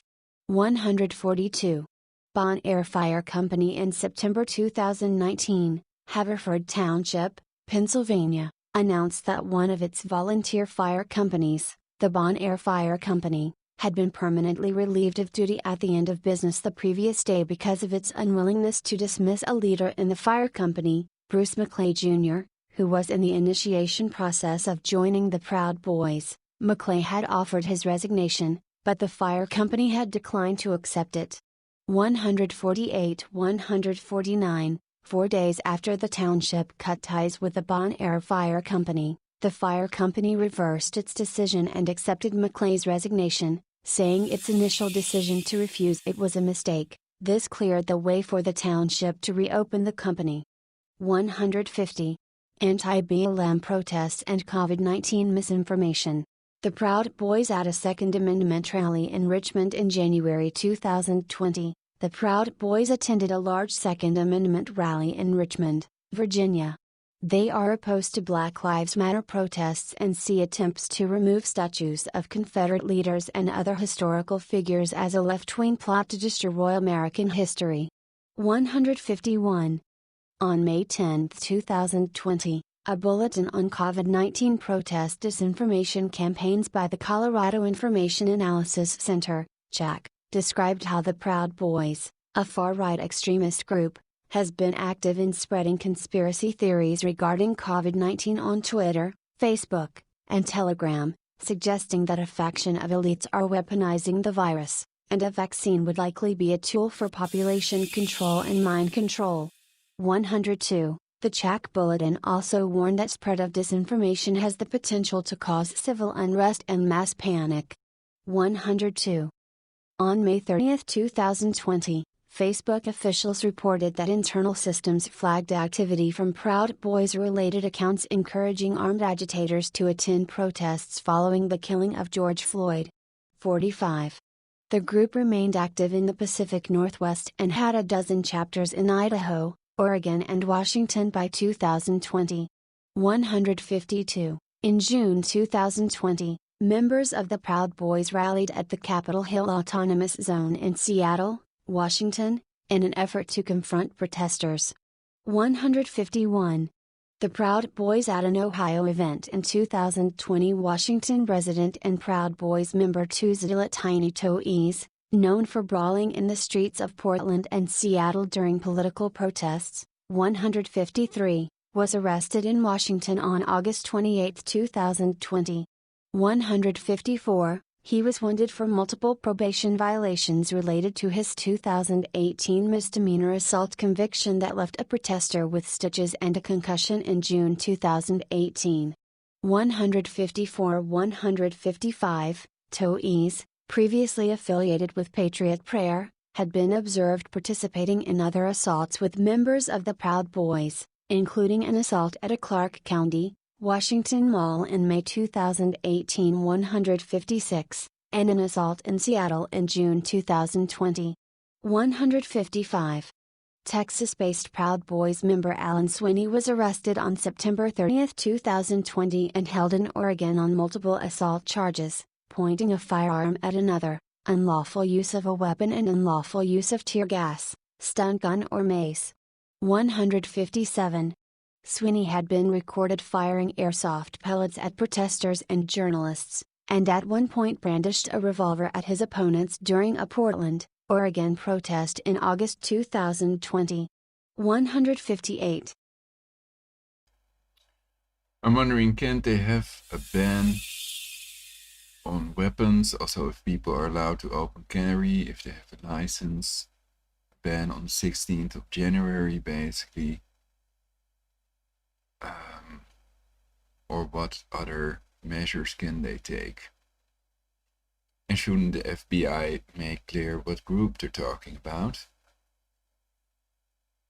Going back to the ABC article.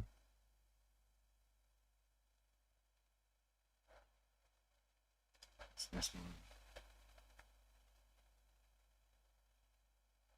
The FBI received information about an identified armed group. Not an unidentified, but an identified armed group intending to travel to Washington, D.C. on January 16. Bulletin read. They have warned that if Congress attempts to remove POTUS via the 25th Amendment, a huge uprising will occur. Quote.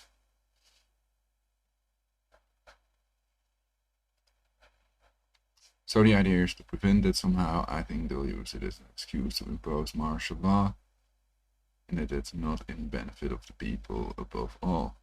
Ochaye writes, Antifa, BLM, Proud Boys, Patriots, all a scripted show for CNN. Well, if everybody's mind controlled, then that could just be what it is, basically. Even if they're not aware of it themselves.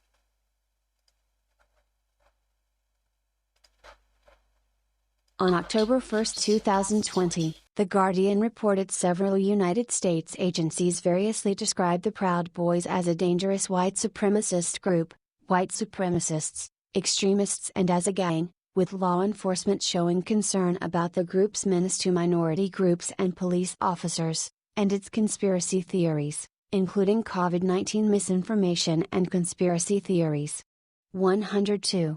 2020 presidential debates. In the first 2020 presidential debate on September 29, 2020, President Donald Trump was asked by moderator Chris Wallace, "Are you willing, tonight, to condemn white supremacists and militia groups, and to say that they need to stand down and not add to the violence in a number of these cities as we saw in Kenosha, and as we have seen in Portland?"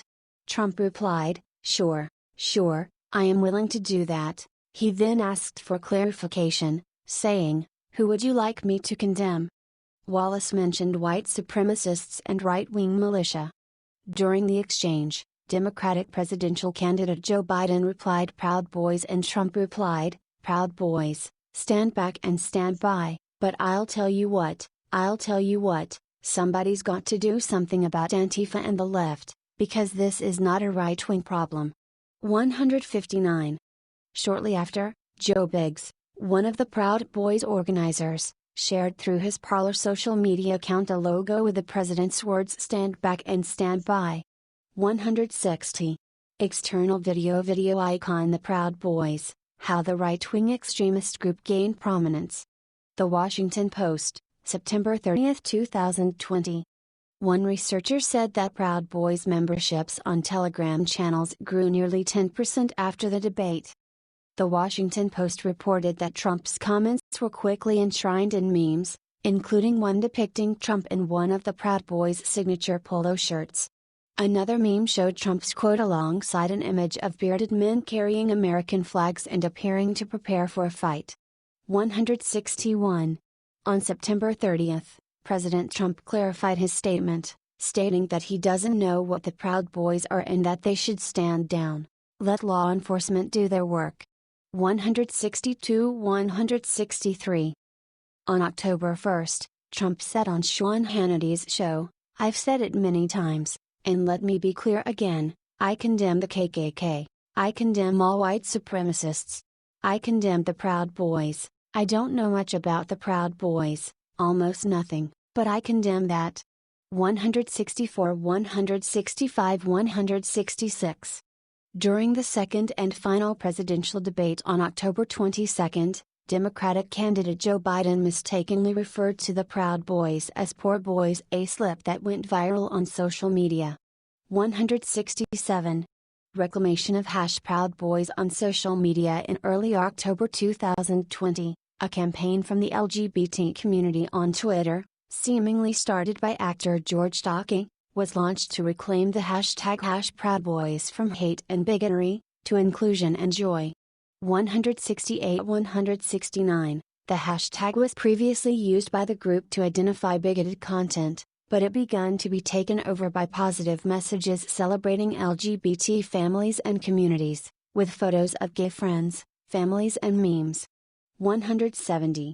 Reception to the takeover has largely been positive, with the hashtag trending on October 4. Tweets from prominent figures such as journalist Jane Litvinenko and Florida Representative Carlos Guillermo Smith have greeted the campaign, with Takei tweeting that our community and allies answered hate with love. 171. Okay, so Ochaye writes in the chat, Ochaye, the Kennedys ran alcohol from my part of Canada to New York State during US Prohibition in the 1930s. And I wrote, Kennedy is one of the satanic bloodlines according to Fritz Springmeier, who was also associated with the now banned Alex Jones. And apparently my volume level has gone down again. Perhaps if I talk a little closer to the mic.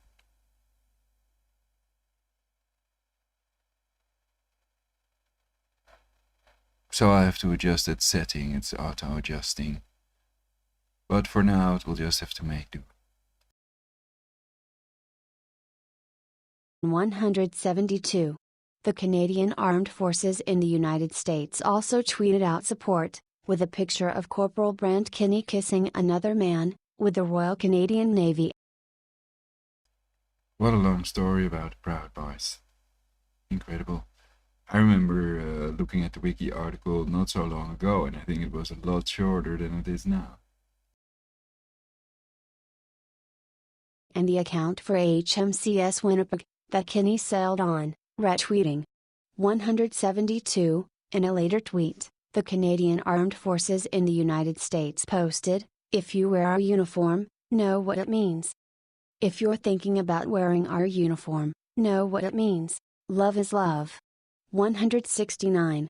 In response to the tweets, Proud Boys leader Terrio officially commented that it was hysterical and that this isn't something that's offensive to us. It's not an insult. We aren't homophobic. We don't care who people sleep with. People think it's going to bother us. It doesn't. 171. On largely conservative social media app Parler, messages posted by members contain chiefly hateful comments such as fags, can't stand gay people. Should be illegal. Forbes has also reported Theriault had posted opposing comments on Parler, describing how he believes the left was attempting to turn the group's name into a slur and that the gay pride campaign with #Proud Boys was an attempt to drown out the voices of our supporters. 172. Foreign disinformation during the 2020 presidential campaign. During the 2020 presidential campaign in October, threatening emails claiming to be from the Proud Boys were sent to Democratic voters in Alaska, Arizona, Florida and Pennsylvania, the last three considered swing states in the upcoming election. The emails warned, "You will vote for Trump on election day or we will come after you." Proud Boys chairman Enrique Theriault denied the group's involvement and said he had spoken to the FBI about it. Theriault told the Washington Post that, "Weeks ago I believe we had Google Cloud Services drop us from their platform, so then we initiated a URL transfer, which is still in process. We kind of just never used it." 173. Miami New Times reported that the emails came from info@proudboysofficial.com, one of two websites belonging to the Proud Boys, and which Theriault said had not been updated in a year and a half. Theriault added that an authentic email from the Proud Boys would come from proudboysusa.com. 174. The FBI announced that Iranian intelligence was responsible for the spoofed emails sent to intimidate Florida voters, and added that Russia was also working to influence the election. Officials from each country denied the accusations. 175. 2020 to 2021 D.C. Asbury United Methodist Church incident and criminal charges against Theriault on December 12, 2020. Members of the Proud Boys targeted Asbury United Methodist Church, the oldest historically black church in Washington, D.C., after pro-Trump protests earlier that day. 176. They flashed white supremacist hand signs and tore down and burned a Black Lives Matter sign that had been raised by the church. 177. Reverend Diantha M. Mills, the church's pastor, described the acts as reminiscent of cross burnings and expressed sadness that local police had failed to intervene. 178. Proud Boys leader. I think the Jesuits and Masons run the show, and I think it's wrong to blame whole countries.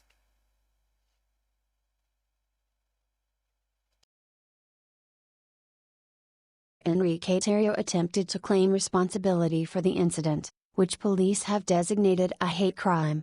179. He was arrested on January 4, 2021 and charged with 1 count of destruction of property, a misdemeanor, and 2 counts of possession of high-capacity ammunition feeding devices, a felony. Local authorities indicated the U.S. Attorney's Office would be the authority to decide whether or not to file hate crime charges. 180. The Metropolitan African Methodist Episcopal Church, which also targeted by vandalism during the December 12, 2020 protest, sued the Proud Boys and Theriault. 181-182. The judge in the case also issued an injunction banning Theriault from entering the District of Columbia, save for limited exceptions related to court matters. 183. Storming of the Capitol building on January 6, 2020. Multiple Proud Boys participated in the storming of the United States Capitol building. 184, where members of the group appeared wearing orange hats. 185, while unclear, at this point in time, what role they played in these series of events, an ongoing FBI investigation will reveal their exact involvement in the storming. Lawsuits. SPLC lawsuit. Although he had supposedly cut his ties with the Proud Boys by November 2018, stepping down as chairman, 5960, McInnes filed a defamation lawsuit in February 2019 against the Southern Poverty Law Center, SPLC, in federal court in Alabama over the SPLC's designation of the Proud Boys as a general hate group. 186-187. The SPLC took the lawsuit as a compliment and an indication that we're doing our job. 188. On its website, SPLC said that McInnes plays a duplicitous rhetorical game, rejecting white nationalism and, in particular, the term outright while espousing some of its central tenets, and that the group's rank and file, members, and leaders regularly spout white nationalist memes and maintain affiliations with known extremists. They are known for anti-Muslim and misogynistic rhetoric. Proud Boys have appeared alongside other hate groups at extremist gatherings like the Unite the Right rally in Charlottesville. 2187, McInnes is represented by Ronald Coleman. In addition to defamation, McInnes claimed tortious interference with economic advantage, false light invasion of privacy, and aiding and abetting employment discrimination. 189. The day after filing the suit, McInnes announced that he had been rehired by the Canadian far-right media group The Rebel Media. 190. The SPLC filed a motion to dismiss the lawsuit in July 2019. 191. May 2019 federal lawsuit. On May 17, 2019, Bill Burke of Ohio filed a $3 million lawsuit against the Proud Boys, Kessler, and multiple other people and groups associated with the Unite the Right rally. Burke was seriously injured in the August 2017 Charlottesville car attack which followed the event. 192-193, the 64-page initial complaint alleges that the named parties conspired to plan, promote and carry out the violent events in Charlottesville. According to Burke, his physical and mental injuries have led to severe psychological and emotional suffering. 194-195. Subgroups Fraternal Order of the Out-Knights in 2017, Kyle. I was trying to show the type of essential oil I'm using, and this is Mer, basically, Comifora Momo.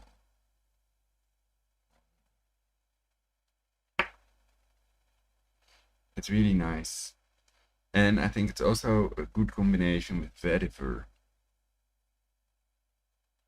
But the antiviral essential oils are more like tea tree and peppermint perhaps as well. And honey is also antiviral. I'd have to Google it or DuckDuckGo just to see if this is also antiviral. But I do like the smell. It doesn't remind me of death in any way.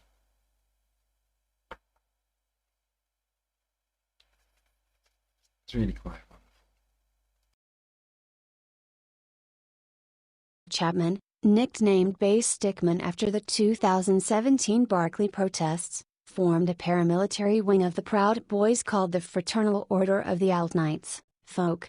32. Alt-right figure Augustus Saul Invictus acted as Folk's second-in-command until he left the group. 20. Symbolism. Members of the Proud Boys can be identified by their use of black and yellow Fred Perry polo shirts, American flags, MAGA hats, and military armor. Members often carry guns. 196. Association with Fred Perry clothing. Proud Boy in a Fred Perry polo and MAGA hat at a neo-Confederate rally in 2019. Since the early days of the group, Proud Boys have worn black and yellow Fred Perry polo shirts on McInnes' suggestion. 197, 198, 199, the brand, having previously been negatively associated with skinheads and the British National Front in the 1970s, 199, issued several public statements distancing themselves from the beliefs of the Proud Boys, and calling on members to stop wearing their clothing. 200. So the other one is vetiver. Vetivera zizaniodes.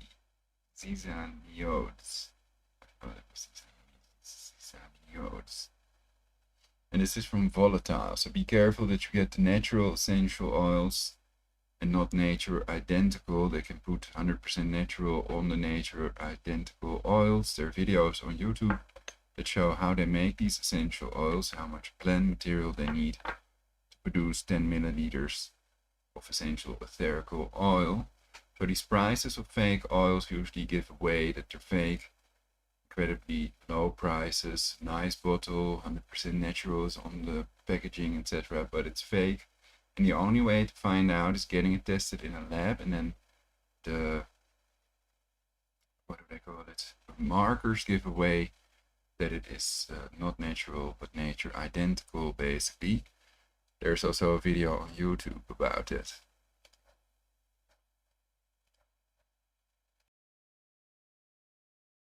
(201) In 2017, Fred Perry's CEO John Flynn announced the affiliation with the Proud Boys in a statement to CBC Radio, saying, "We don't support the ideals or the group that you speak of. It is counter to our beliefs and the people we work with." 202. The shirts have not been sold in the United States since September 2019. In September 2020, the retailer announced that it will not sell them in the United States until association with Proud Boys has ended. 203. MAGA hats. Proud Boys commonly wear red MAGA hats to rallies, often alongside Fred Perry black polo shirts. 204. 6M is an anti-Semitic slogan that appears on some apparel associated with the Proud Boys. It is an acronym that means 6 million wasn't enough, referring to the number of Jewish Holocaust victims. The slogan may appear together with symbols of the Italian Social Republic, the fascist government of Italy supported by Nazi Germany. 205. Well, actually, the Second World War was about 60 million, I heard somebody say recently. So I was always about 6 million and not 60 million. They were wondering.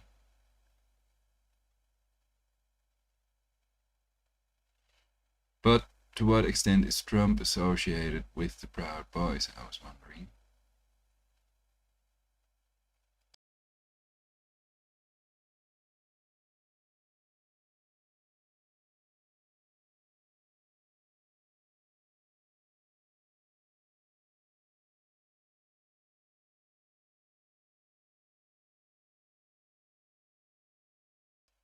And I hope that we can prevent any further deaths, that we can all live happily eternally, and that we should work towards that and not towards self-destruction and playing groups out against each other.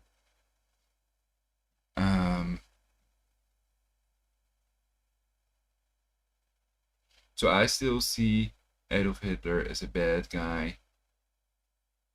Racism, homophobia, anti-Semitism, but also imperialism, dictatorialism, totalitarianism, and basically that is what kills so many people. That imperialism, attacking other countries, etc. Nowadays it would lead to mutually assured destruction, and that's one thing associated with fascism, which is one of the worst forms of government. Perhaps I should leave the Trump image thing. I'm using snap camera.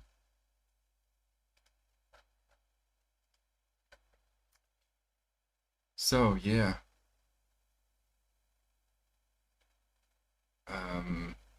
people can Skype me at this time, prologic999 on Skype. Trump is a script, Ochaye writes.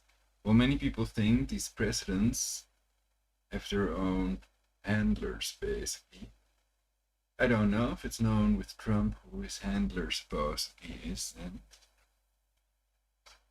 but I think it is remarkable that Trump and some other people make speeches without ever saying without ever making a mistake, as if it's scripted, and a neural network is reading it via them, basically. It's impossible to constantly speak that fast and not make any errors. For example, also Ben Shapiro. Also, he's talking really fast without any without any errors.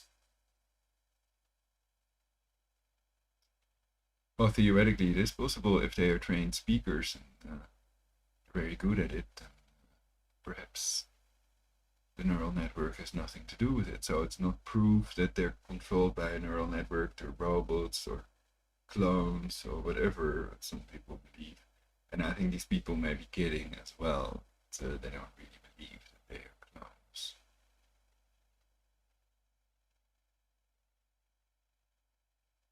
Ochaye writes, we're on a fast fascist march right now. Well, some people think that masks are tyranny, basically, the new tyranny. So that fascist totalitarian element is in it, basically.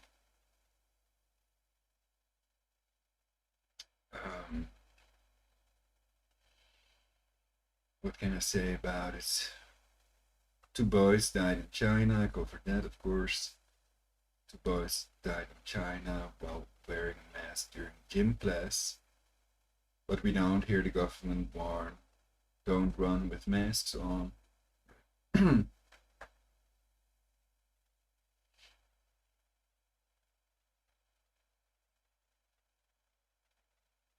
And perhaps it's like they get money if they call it COVID-19 death from Medicare, I think.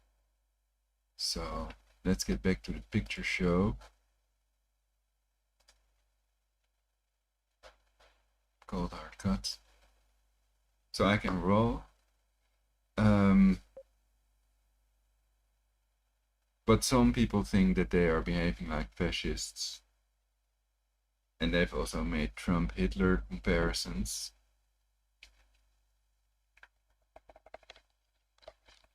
Didn't have Make Germany Great Again or something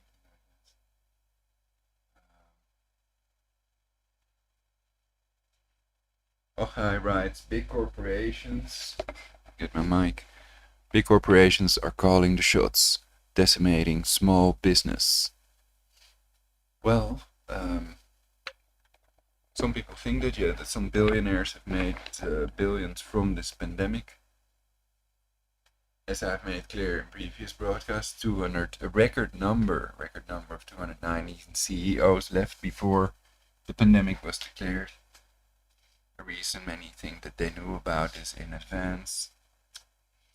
Tedros Adhanom, the so-called Secretary General of the WHO, and that sounds militaristic to me.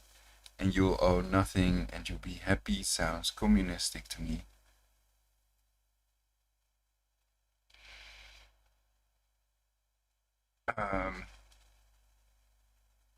Some claim communism killed 100 million people and all I got was this lousy unisex t-shirt.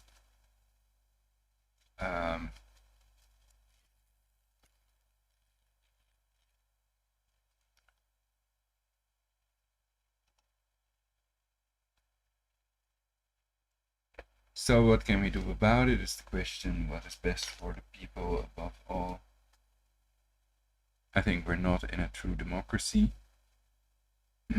And perhaps some form of rulership of the best, the people with the highest grades that are best at doing what they do, could help speed up creating a perfect society in which we all live happily eternally, controlling these factors that control aging. And that we should also keep what we have, basically the parts of society that are good, that fast transition would also cost billions of lives. And basically that this is the worst time. Crisis is the worst time to start changing the economic system, and I think they have a cashless society in mind. So perhaps they're spending our taxpayer monies on things we don't really need very fast to make sure that there's no money left for basic necessities, and also that farmers are going bankrupt. That it's all part of a gigantic population reduction agenda. And they have all kinds of things using scientific methods to achieve that population reduction, and that's also on a political level. So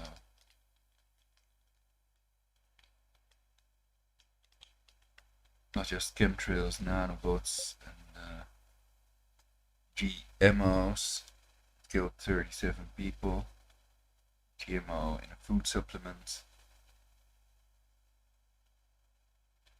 But also synthetic telepathy, for example, time travel technology. I've read that the 33rd degree Masons have access to looking glass. So they see the future, they actually see what will happen. But the question is then, to what extent is that still changeable? If they've seen it, then they know if somebody is not there at that time, at that place, then it won't happen, basically.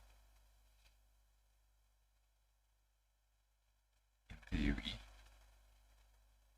But that's interesting stuff. Yeah, we can talk about it. Skype prologic999, they are live in this broadcast, and my main objective is preventing a martial law scenario, preventing martial law from being imposed. I think their criterion is blood in the streets.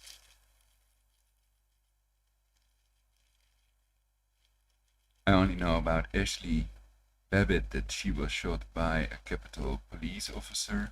I don't know about the other people. I haven't spent any time on that. But the Proud Boys themselves deny these accusations of being racist, etc.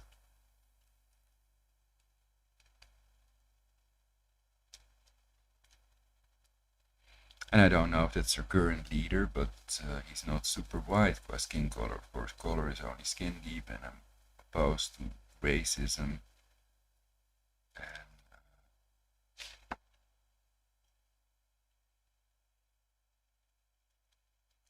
But that would argue, that would basically plead for the claim that they're not racists, I would argue.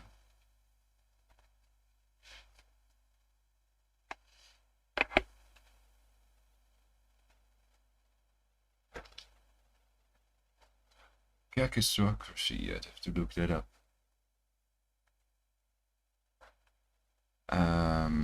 Let's see. I can first read what Ochaye is writing in the chat. Big corporations are calling the shots, decimating small business.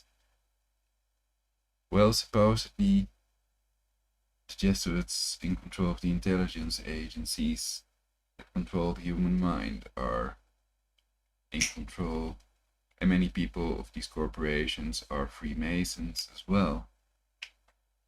And many judges, police officers are Freemasons, but it's a secret society, so it's kind of hard to prove. But yeah, they claim both Biden and Trump are Knights of Malta. They are the deep state, basically, the partners in crime, doing this to the US to impose their satanic Luciferian, totalitarian, dictatorial, global government New World Order.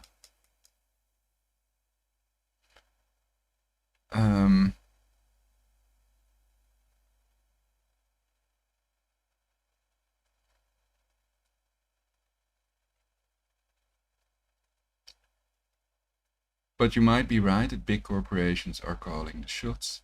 Big corporations might be deciding if we have to get a vaccine.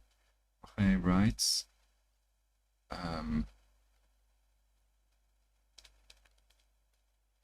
Well, like I said, many of them may be Freemasons and they may be in on this if it's a designer virus, like some US senators claim, etc.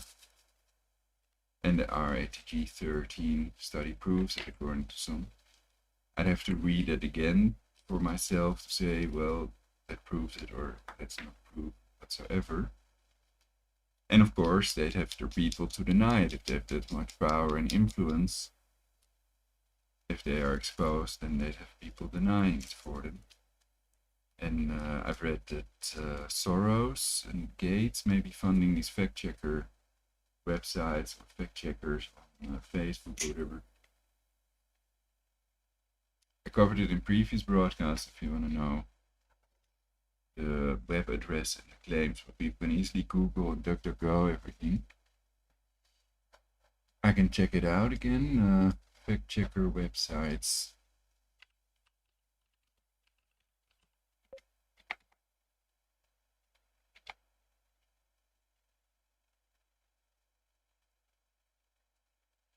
Investigation 18 of 20 Facebook, quote, independent, unquote, fact-checkers have ties to political activist Soros or his foundations. Cheryl Atkinson.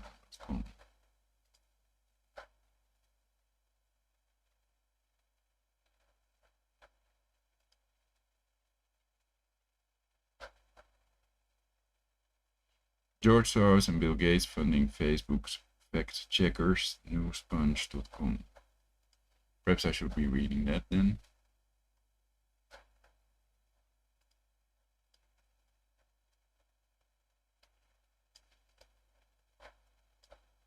If there's an article with it.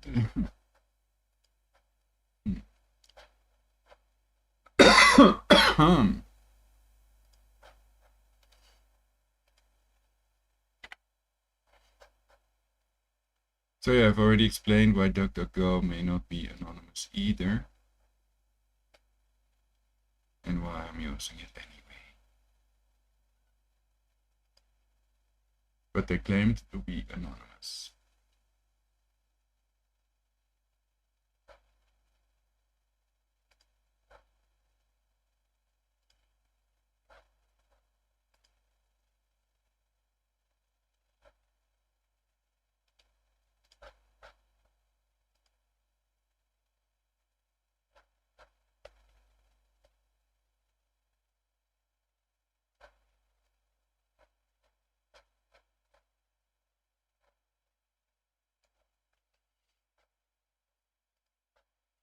So that's the article. Let's read this then. Oh, first check what else Ochaye writes. Of course, they knew about it in advance. Categorizes spending a lot on 5G and vaccines. Did you watch much footage inside the Capitol? Well, I've seen 3 versions of Shelley Babbitt getting shot. And the third version had the face of the person on it. The person was wearing a mask. And what was it? I thought again.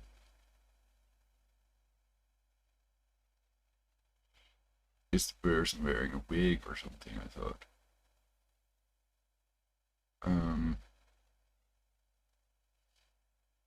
Ochaye writes, lol, quote, fact checking. Yes, I'm gonna read this article now. I think I haven't read this yet.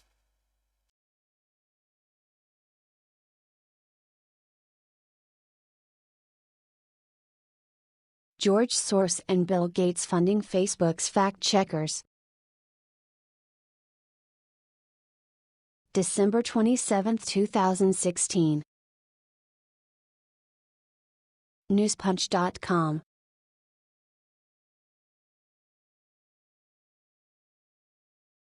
Social media giant Facebook has announced that its fight against fake news will involve third-party fact-checking organizations. However, there are grave concerns about the legitimacy of those groups after it was revealed George Soros and Bill Gates, as well as other Clinton donors, are funding the fact-checking drive. Many people are taking it for granted that these fact-checkers are the quintessence of neutrality and unbiased reporting. Well, judge for yourself. Facebook released a statement on December 15 advising users that they were starting a program to work with third-party fact-checking organizations that are signatories of Pointer's International Fact-Checking Code of Principles, IFCN. Here's an interesting fact about Pointer, the self-proclaimed global leader in journalism. They are funded by George Soros Open Society Foundations, the Bill and Melinda Gates Foundation, the National Endowment for Democracy, which has financial links to the State Department, eBay's Imidor Foundation, and Craig Newmark, the founder of Craigslist, who donated a massive $1 million to Pointer to create this anti-fake news mechanism. But it gets even worse. Craig Newmark is also a Clinton campaign donor. As is George Soros and Bill Gates, both big-time supporters of the Clinton Foundation as well as Hillary's election campaign fund. And another Pointer donor, eBay founder Pierre Midir, is also a massive donor to Clinton, giving millions of dollars to the foundation. Danish journalist Hyben Trenholm said she was shocked that such obviously partisan fact-checkers would be allowed to control the narrative in United States politics. Well, an idea is basically to at least interrogate the people that are on that Epstein flight log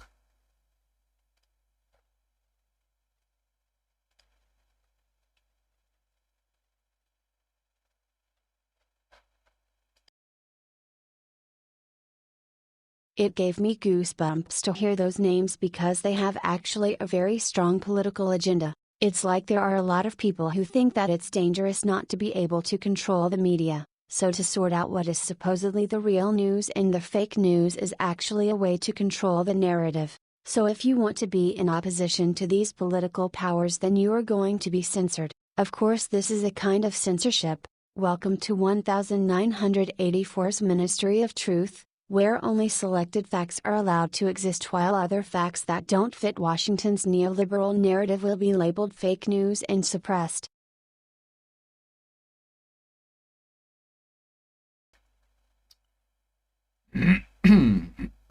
Ochaye writes, yes, a week. They practice for days in advance. It may not have been filmed at the same time as the quote riot, unquote. I don't know what the week is referring to.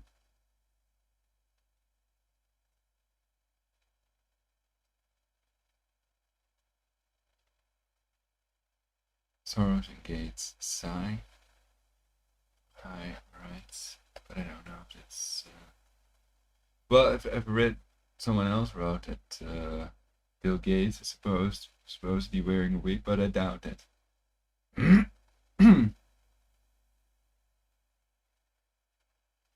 And anyway, why, if he wears a wig, would he leave the bald spot in the middle of his head, basically?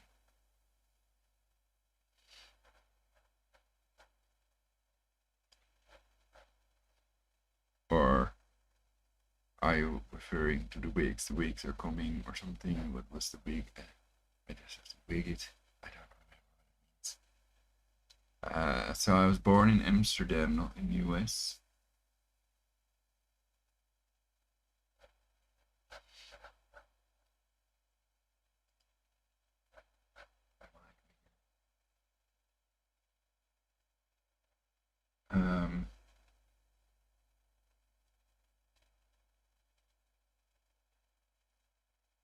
Ochaye, Soros, Epstein not tied to Moderna. Oh, wow.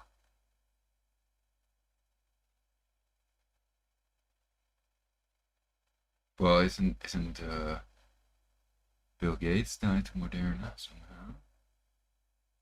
Ooh, I'd have to load some old article that I have about it. They maybe gave Moderna some funding. Did Moderna have these coronavirus patents? No, that was some British company, I think.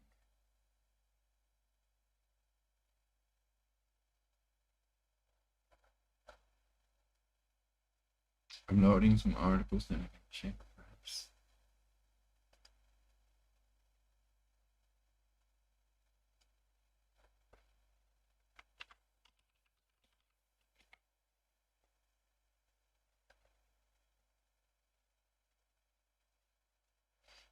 Thunderian Superstar wrote on vigilantcitizenforums.com. No one owns, quote, the patent, unquote, on coronavirus. The patent that Pirbright owns is for a different strain, but it is for a coronavirus, and they did receive funding from Bill and Melinda Gates, I think, though it was for something else. The strain that is known as the Wuhan is being worked on by Moderna Inc. Moderna Inc. is not funded by, nor is connected to Pirbright or Bill Gates, but is actually funded by AstraZeneca, company that makes my own particular life-saving medication. So people can check that in these forums on vigilantcitizenforums.com, and that's really a long time ago, somewhere in 2019 I picked this up, so that was written before 2019, I think. Ben said Bill and Melinda Gates Foundation give 100 million to Moderna to develop Zika vaccine. Looks like Gates is chums with Moderna and AstraZeneca too. So I haven't verified all the information.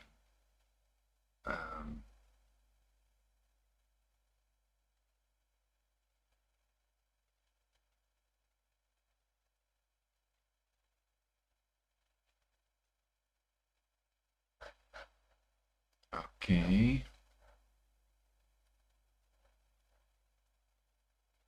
So what other groups are there? Because we're not certain. Because the FBI didn't indicate what group. Back to the ABC article. An FBI received information about an identified armed group intending to travel to Washington, D.C. on January 16.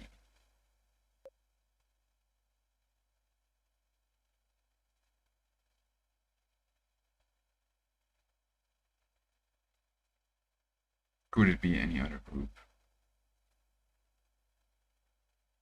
Well, I guess that's it, any other group.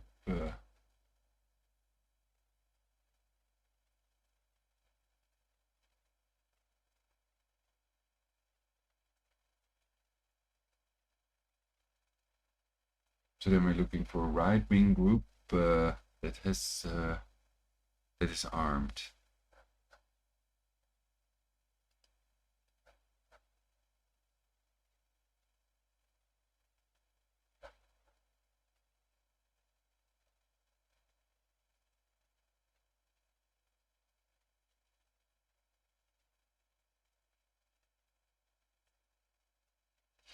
Oh, okay, right.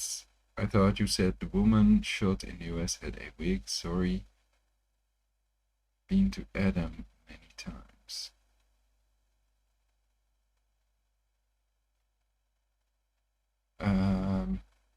No. I didn't say that, but sometimes my mic is not coming through properly. I noticed that in my previous video, those settings are, well, basically it's a bad mic. I have a better mic somewhere, so I could look that up basically, but for now, this will have to do because stuff is happening now. So I want to think about ways to prevent martial law now, basically.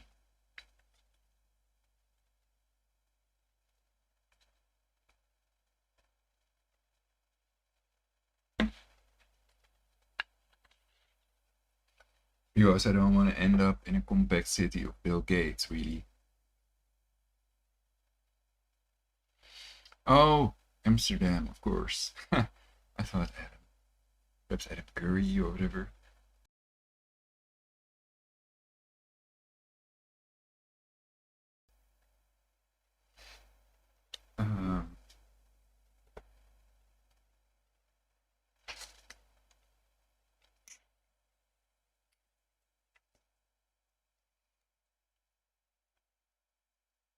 So what would be a way to prevent that if they have planned that? One way is to make it an unarmed protest, basically.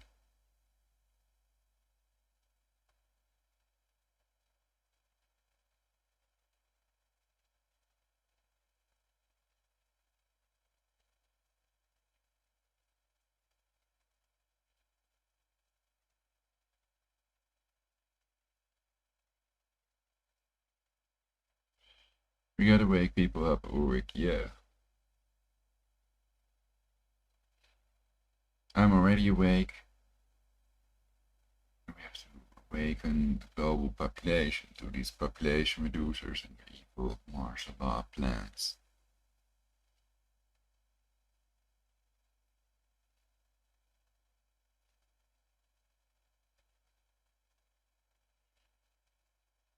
And I think that's an easy way to do it, basically. To go unarmed and peace signs or whatever.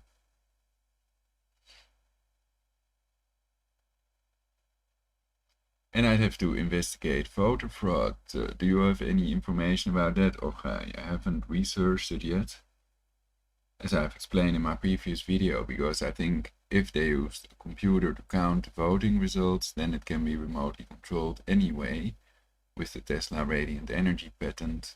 Tesla's worldwide wireless, they can remotely turn on and off equipment, they can fry the circuits of nuclear weapons, so they can definitely change the ones and zeros on a computer hard disk. And also remotely control these fly-by-wire planes that cannot be controlled manually because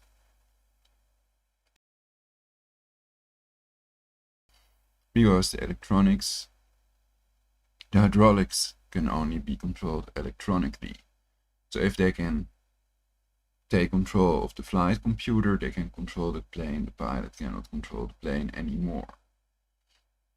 But of course, that would be very hard to prove if they can also remotely kill, torture, and read the human mind with that technology. And they're practically invincible, basically.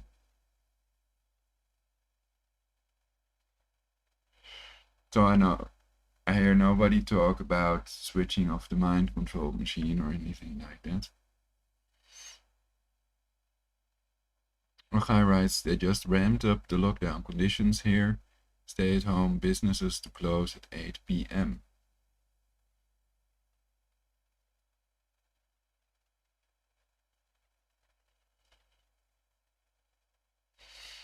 Well, normally I would say no, but at least on the 16th, from the 16th to the 20th, it may be best to stay at home, yeah. And in the Netherlands, they also have a hard lockdown now, so I can't buy tobacco at the store anymore.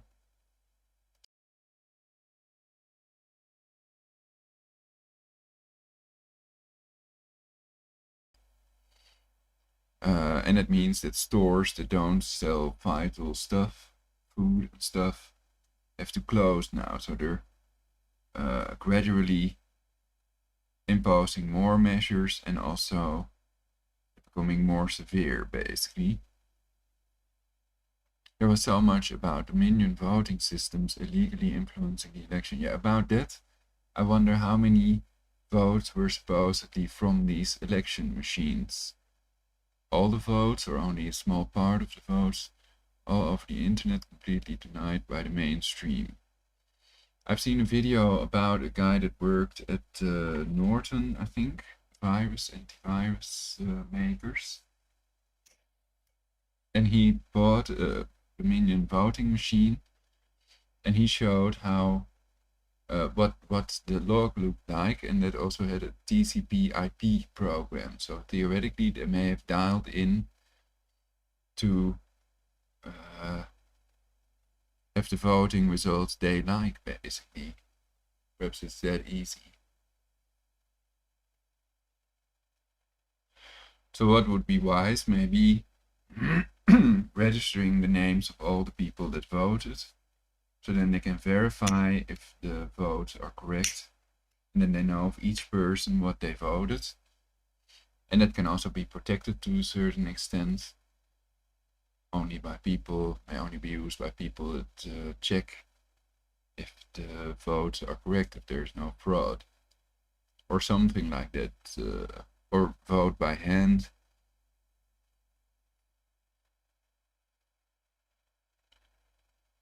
Well, I'd have to order it online, basically, and it may be better anyway, but then you also have this extra shipping cost.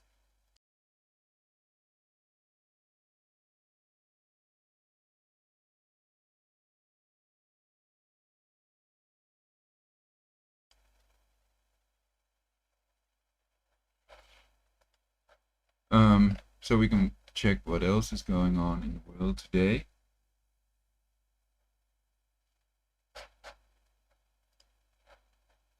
First, back to the picture slideshow.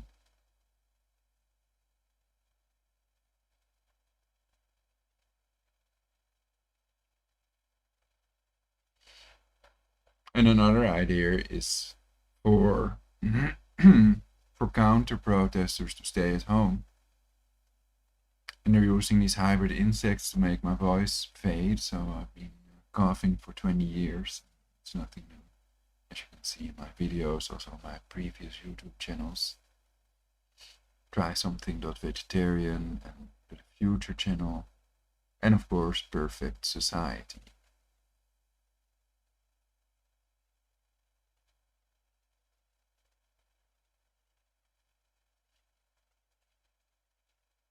Oh, I see, yeah, but they're predictively programming us to stay at home and order online delivery anyways. Well, I don't know if that's predictive programming.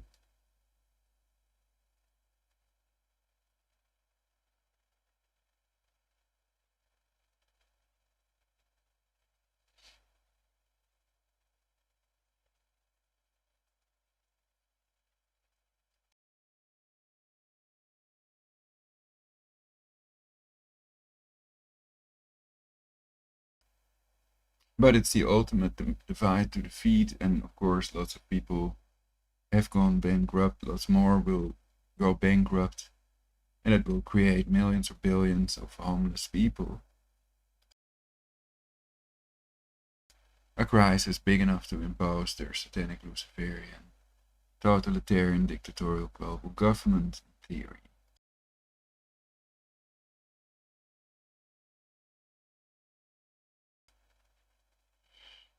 Socially engineering then, yeah, but I think it's an interesting term that they may be using predictive programming also in movies, etc.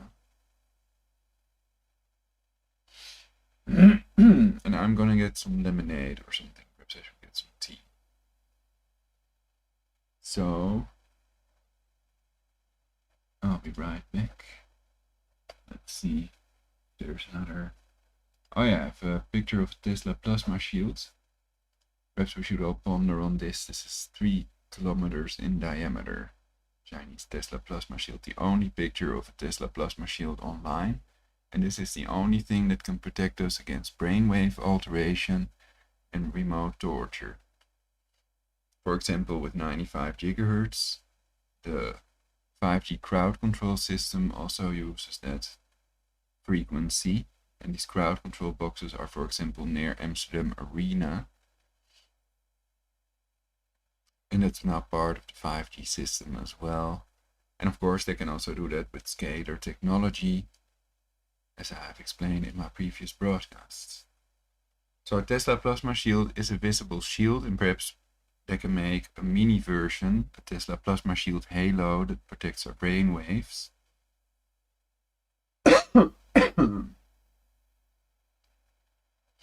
So I'm trying to think what would be in the benefit of the people. The state is a legal person, people that call themselves our government, and they are supposed to protect and serve the people. But they seem to be protecting and serving what they call the establishment and not the people.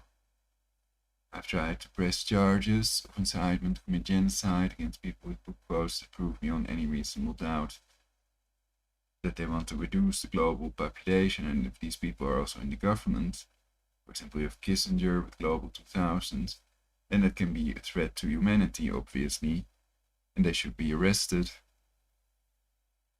not praised, in my opinion.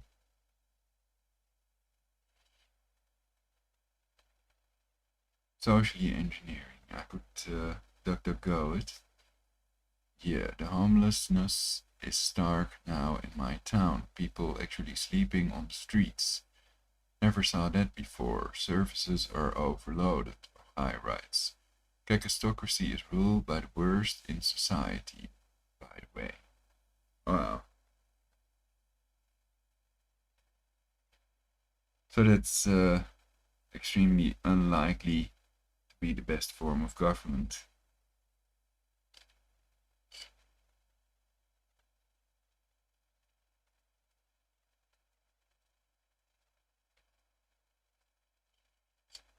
So I'm thinking you all should wear a mask.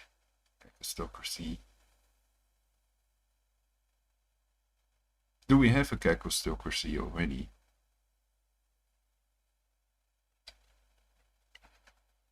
I'm gonna get some tea. Chamomile tea with honey.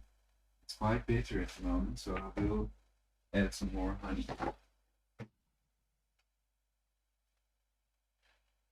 Too much chamomile.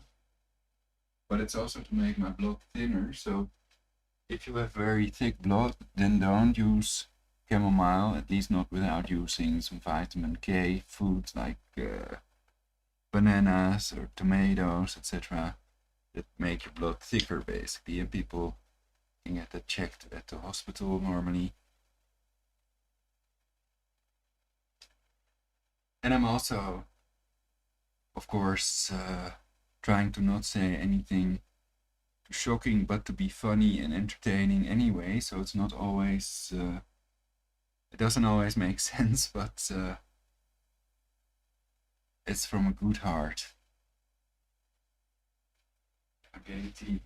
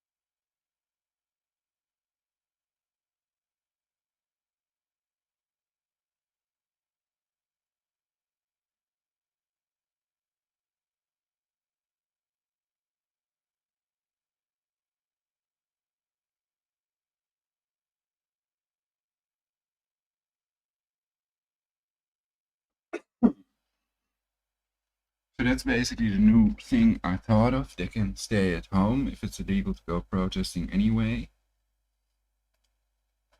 I mean, I'm totally for preventing martial law. Normally, I appreciate it when people go protesting, and I still do, absolutely, because I think these are disproportionate, unconstitutional coronavirus measures. But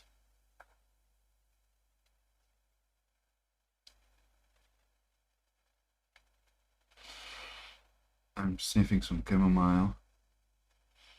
I love that stuff. Or Manis multicollis or something. Wild chamomile. To prevent martial law, I think that it may be best to stay at home during these days until Biden is sworn in, which they hope to prevent, perhaps. But I think they don't stand a chance against the American military, and that it's better to prevent martial law scenario. So if they go protesting, then without arms, I would suggest. And I would suggest that BLM and Antifa and others also stay at home. Also for safety reasons. For your personal safety and safety of the American public, the future of the people of the world, basically.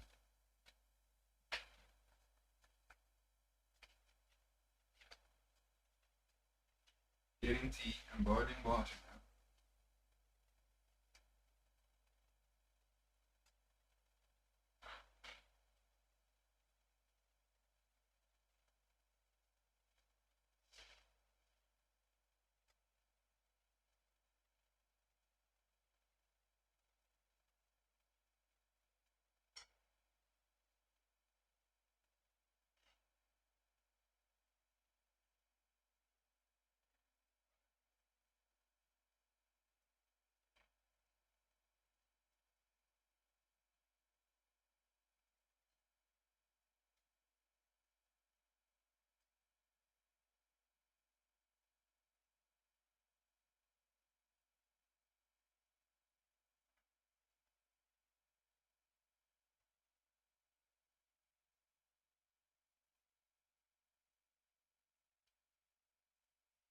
So I wouldn't be surprised if they are Jesuits or Masons or whatever. And we can take a look at these executive orders, other executive orders. I wrote some of them down.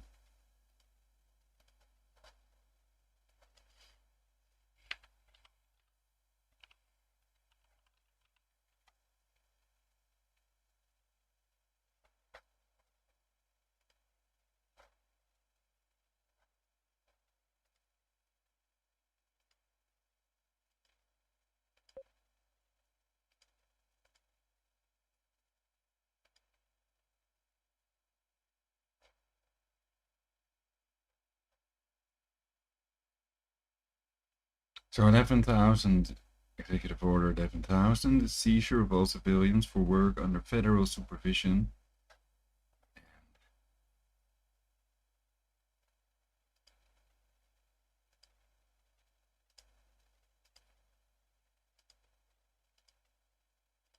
It's better to look for some page online.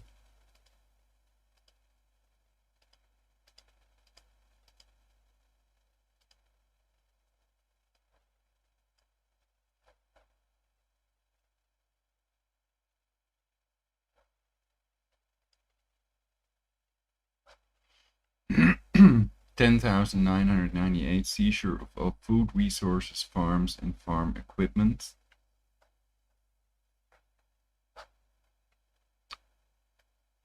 So then I can search on that to see these other executive orders. 11,000 seizure of all civilians for work under federal supervision.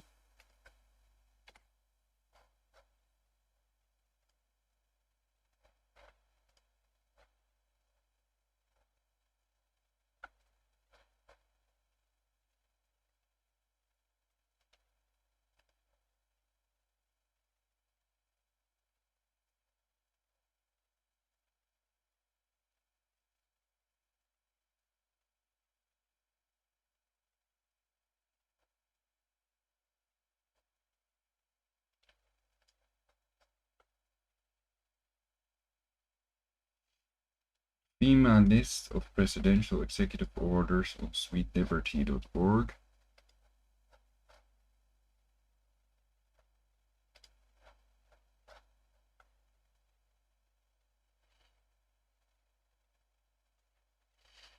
Okay, I can check the YouTube link. I posted in the chats later. First, let's check these executive orders. Presidential executive orders. Okay.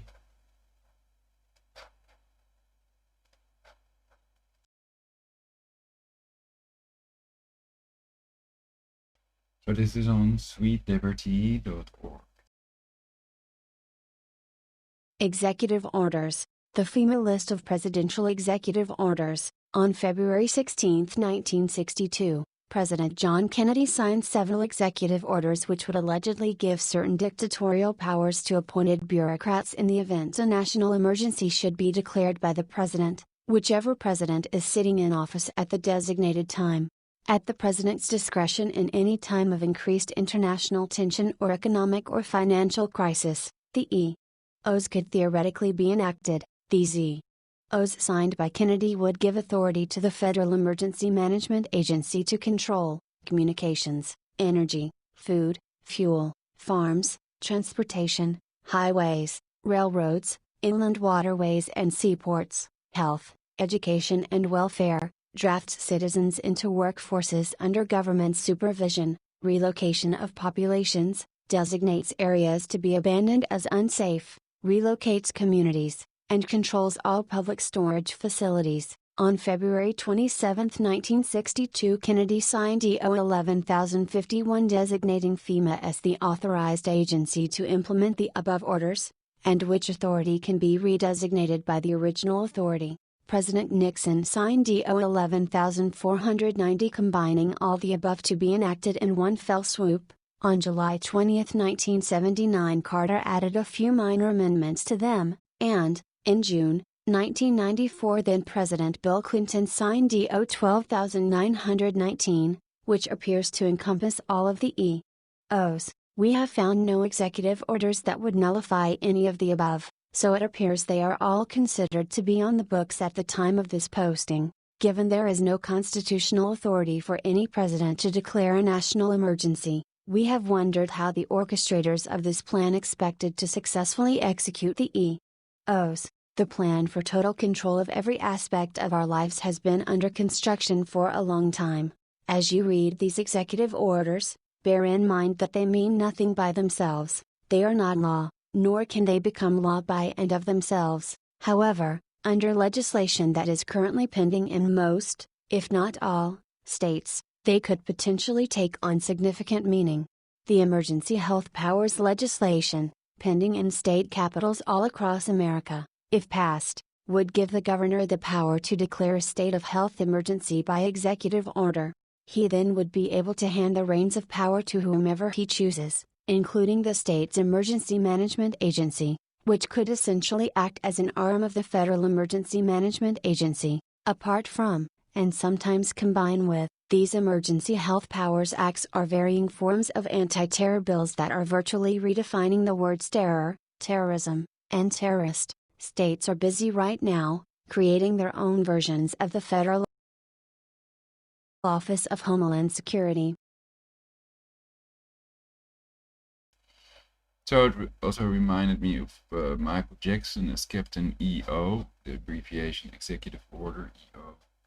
We are here to change the world.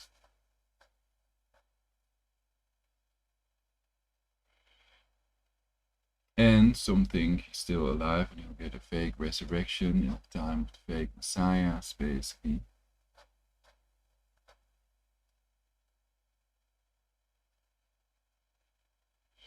And that he appeared on Larry King Live as Dave.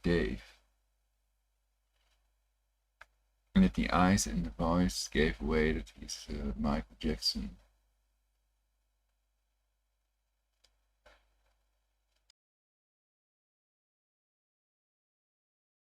These state offices will oversee the process and details of the implementation of these orders. That is why it is so critical to get the legislation stopped in the states. For more information, or to read the bills we've compiled, go to the War on Americans is in the States section of this website. After you're done reading these executive orders, you might wish to print them out and take them to your state legislators, to emphasize to them the importance of defeating the bills that are currently pending. That would be the final piece needed to implement the controller's plans. And now, the list. Executive Order Number 10995, Seizure of all communications media in the United States. Executive Order Number 10997, Seizure of all electric power fuels and minerals, public and private. Executive Order Number 10999, Seizure of all means of transportation, including personal cars, trucks or vehicles of any kind, and total control of highways, seaports and waterways. Executive Order Number 11000, Seizure of all American people for workforces under federal supervision, including the splitting of families if the government finds it necessary. Executive Order Number 11001, Seizure of all health, education and welfare facilities, public and private. Executive Order Number 11002, empowered the Postmaster General to register all men, women and children in the U.S. Executive Order Number 11003, Seizure of all airports and aircraft. Executive Order Number 11004, Seizure of all housing and finance authorities to establish forced relocation designated areas to be abandoned as unsafe.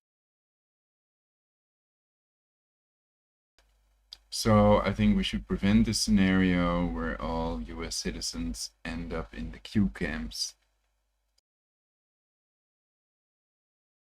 Executive Order Number 11005, Seizure of all railroads, inland waterways and storage facilities, public and private. Executive Order Number 12919, signed June 3, 1994, by President Clinton, encompasses all the above executive orders.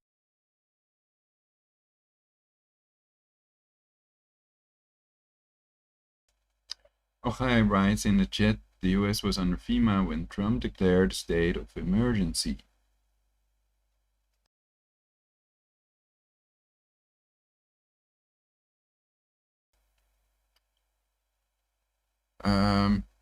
Somehow I doubt that. Basically FEMA is controlled by the government. They have continuity of government, and it's a federal emergency management agency. So I think they work for the government. They are government to a certain extent. Ochaye writes, for months his presidential seal was missing from the podium and the presidential flag was gone. I doubt if it was for months, but I'd have to Google it. Perhaps you have a link. Now we can go to the YouTube video link. Ooh, I misclicked. I wanted to open it in my browser. I have to get back to the chat. And then open it. Perhaps. Oh, I cannot write. Mouse click on this. That's annoying. Then I have to go to this other live chat thing that I have here. Okay, now I can open it in a new tab, the YouTube video link. Oops, something went wrong. What do you mean?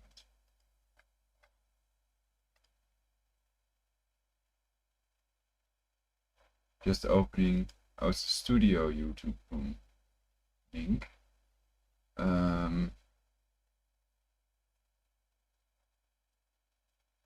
Then I just have to copy this part and add it to some other YouTube video. Watch V equals CF8 LFJRK2M4.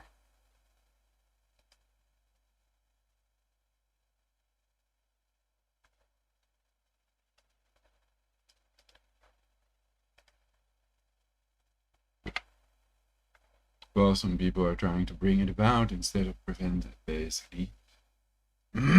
Just taking a look at this 2010 Cedar Mattress commercial of Donald Trump. Like,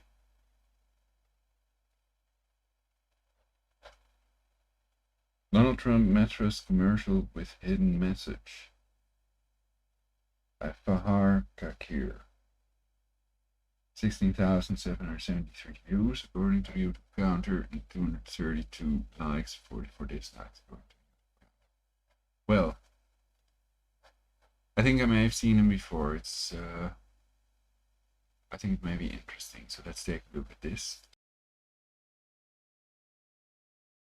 Again, I always talk about mockery. Here is another example with the reference of 9/11.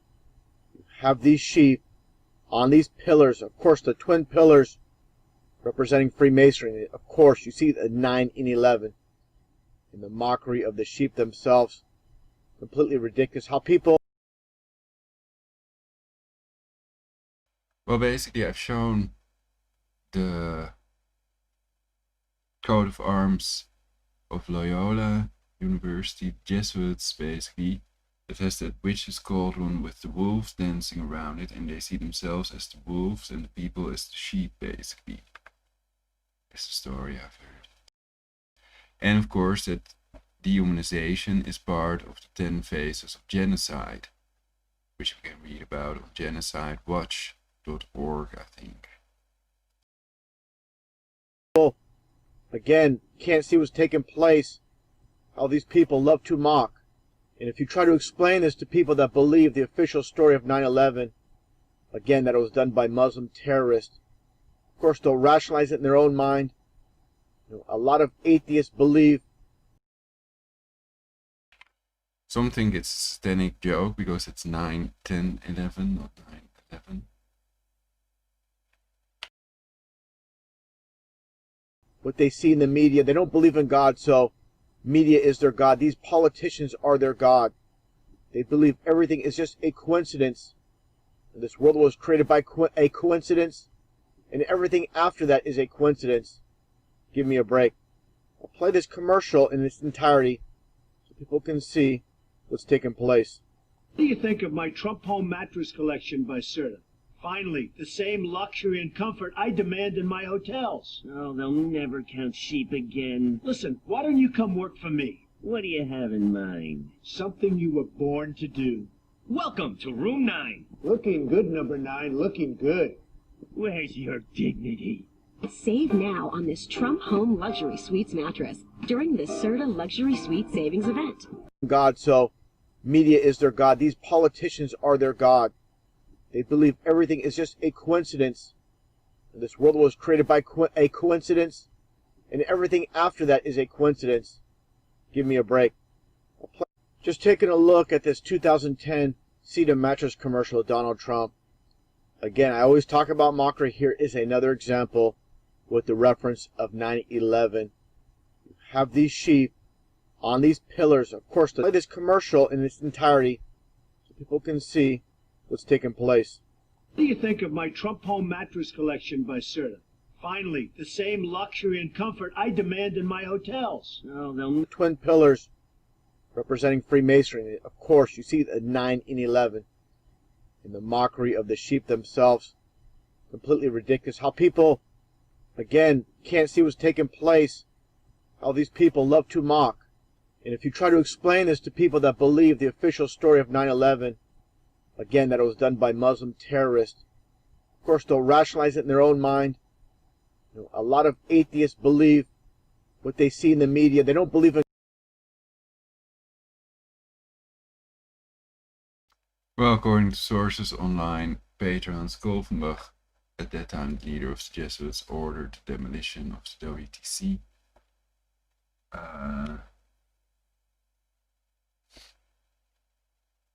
Let's see what else Ochaye writes. Under the Patriot Act, if a state of emergency is declared, FEMA takes control of the government.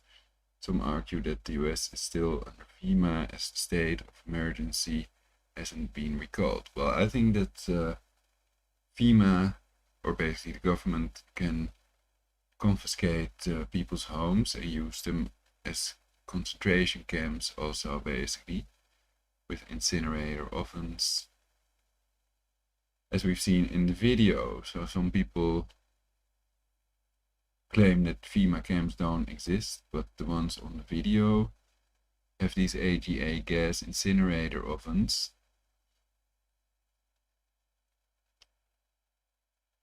And they think that these are concentration death camps, basically.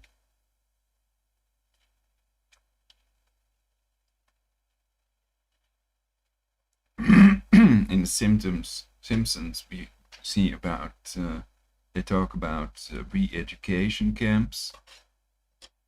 And with COVID-19, of course, or with a vaccine, if something goes wrong, if they're contaminated again or whatever, then they could all turn into zombies or rabies patients, basically. So then a silver bullet could be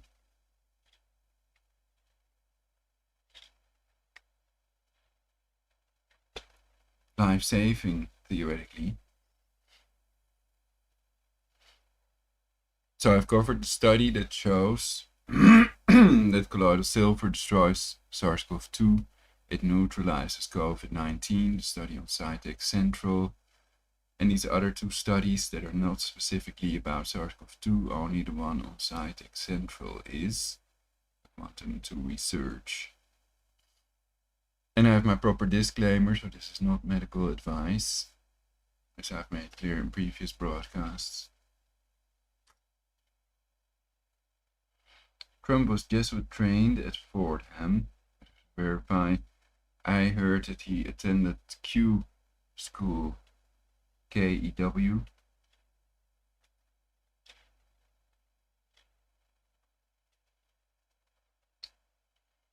And the Q camps can mean the quarantine camps, of course. So, the only two numbers you see are 9 and 11. Expect for one in the hallway. Trump was a part of 9/11. Well, that's a pretty big allegation. I don't know in what way he would have been part of that.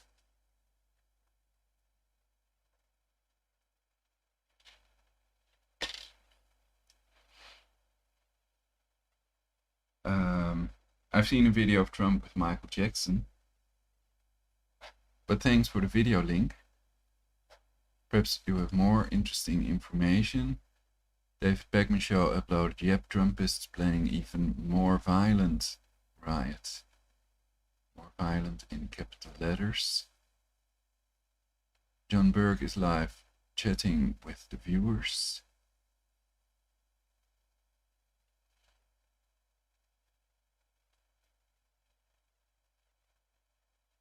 Peter Heijnen uploaded Stop de Lockdown manifestatie in Hilversum met onder andere Willem Engel.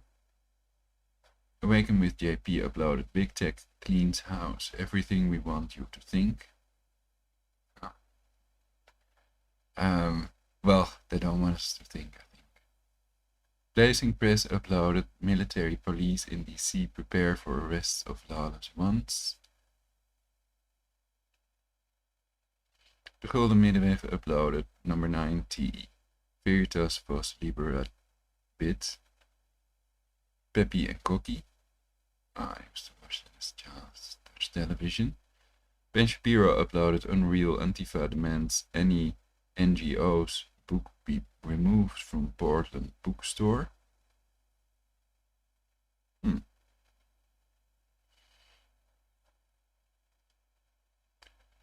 Well, we can check that petition on whitehouse.gov, I think.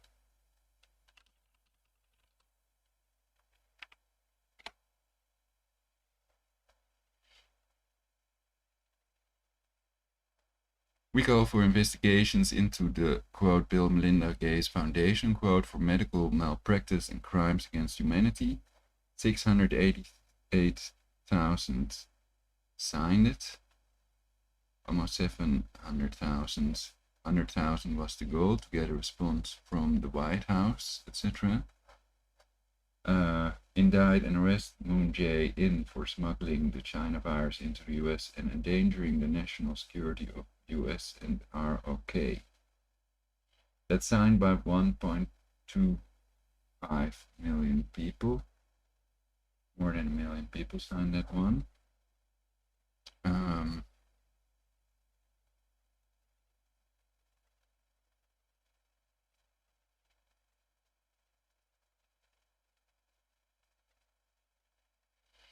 We asked the federal government to stop Turkey's dispatch of military equipment and weapons to Somalia for 50,000 signed.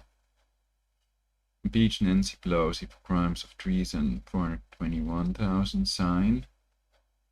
Justice for George Floyd, 443,000 signed.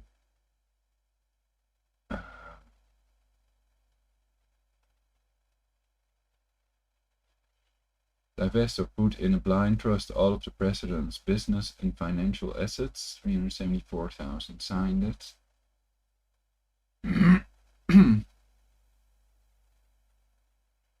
Repeal the NFA, 313 signed. Declare George Soros a terrorist and seize all of his related organizations' assets under RICO and NDAA law. That was the one I was looking for, that's signed by 291,973 people. And I don't know where we can see the response of the White House, basically. But I just think it's original to have these petitions on whitehouse.gov. Perhaps I should make a petition as well. Create a petition. Oh. I can create an account. Well, first I have to think of a petition for the future of the US and people, planet Earth. Sweet Liberty with Jackie Patru, promoting participation in state and local governments. War on America is in our states.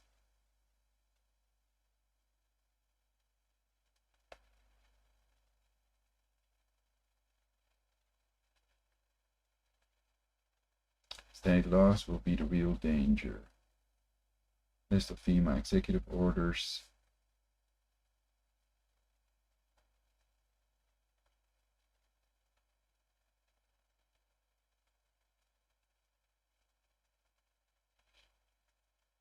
Okay, well, you can take a look at that for themselves via sweetliberty.org. Let's see if there's something new in the cheats.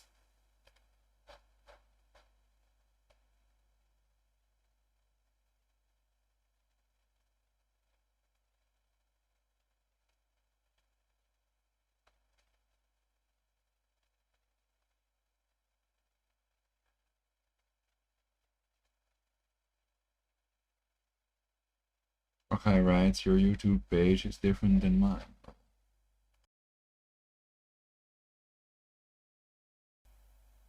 So in what way is it different, I wonder?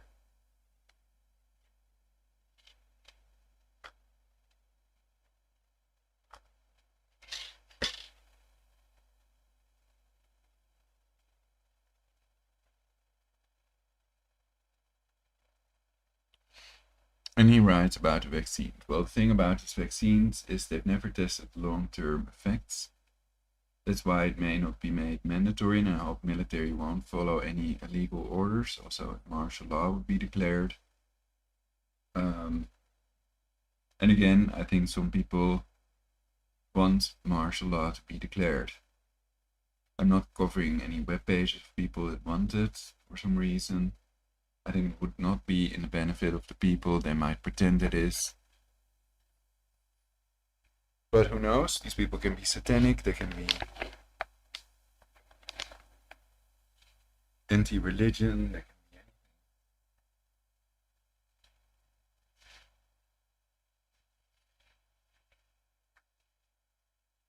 Perhaps a bunch of circus clowns in their spare time.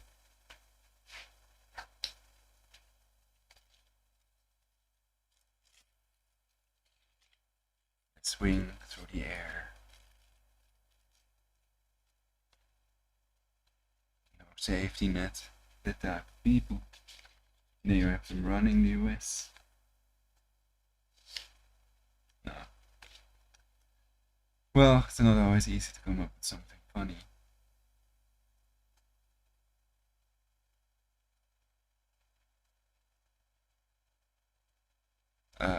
Perhaps I should turn on the picture show I'm rolling. It's already made clear this is not going to be fully prepared video with loads of information. Though important or interesting stuff may come up when people in the chat let me know what's happening. Because all the time I'm broadcasting and I'm not really checking any news or anything. Though this is genuine news. So it's a special broadcast. My other broadcasts are more informative and prepared. This one is not. I thought perhaps some people could Skype also. But do we have anything to talk about? Well, we can always make a story, of course. Once upon a time, in a land of plenty, there lived a nation among many nations on earth. It was a living nation, many happy living people living in harmony.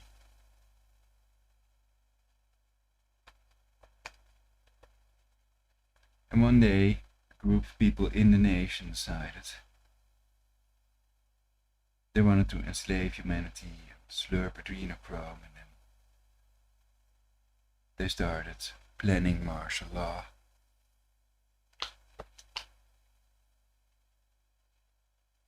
So first they made all these laws, martial law, etc. So then if that would happen, emergency preparedness, blah blah, then the government can do this and that. It's just to prevent all that, basically. So yeah, then they had martial law, and at a certain point they thought, let's fund certain people and create a martial law situation so we can impose martial law. So they did it, they imposed martial law, and then the once happily living people lost all their rights, the right to physical integrity and privacy, etc. They had virus, and only the children remained. Adrenocorona, they called it. And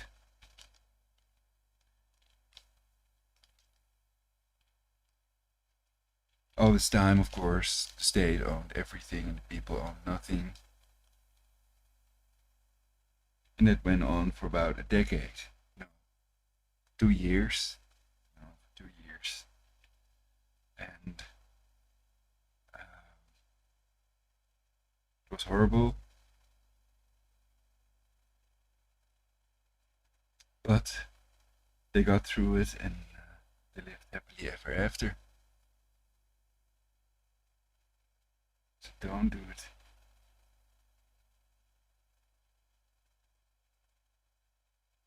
So that was a fairy tale, of course. It was in the Once Upon a Time form. But that shows we can make up a story at any time and get away with it.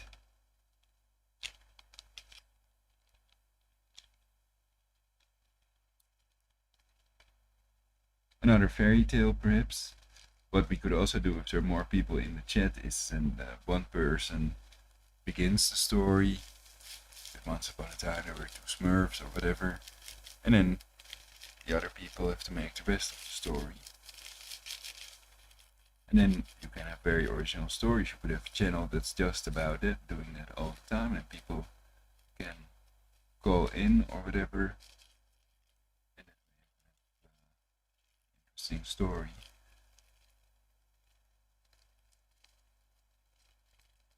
Or not.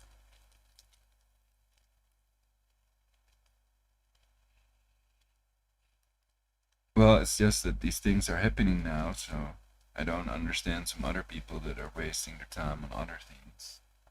When this is obviously happening, headline news, etc. And denying reality is not going to make it go away. I think in some cases it makes things worse.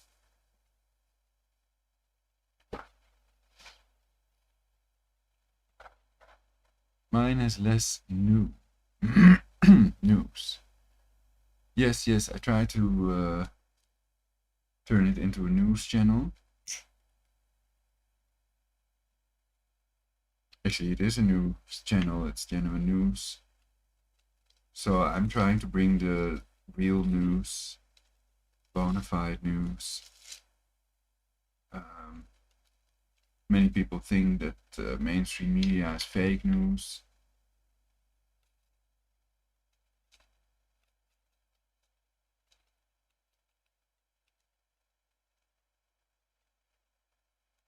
Also because of what they're not reporting, basically. For example, these 37 people that died of a GMO, that was contained in food supplements.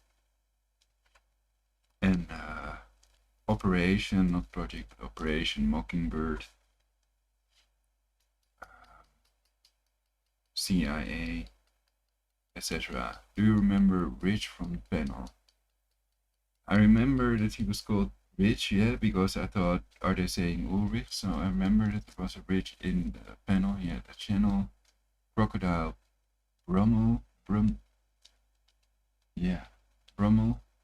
You can follow his walk from Hadrian's Wall to London there if you want. Oh, thanks.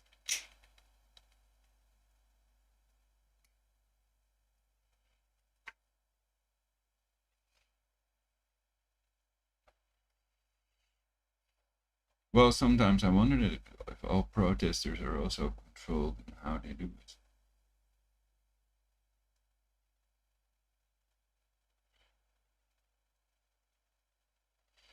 They have to be sort of leaders.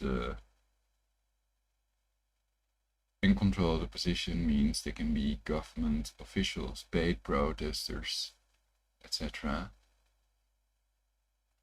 Police officers dressed as protesters, smashing windows and burning police cars are called agent provocateurs. Also police provocateurs.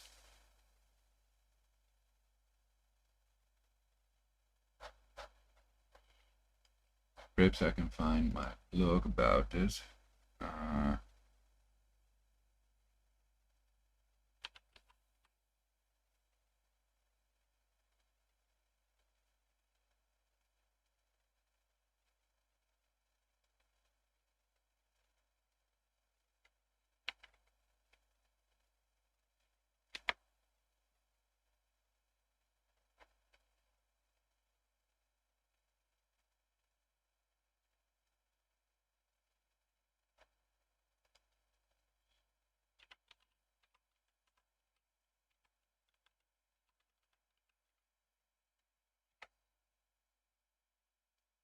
universalpeacenow.blogspot.com.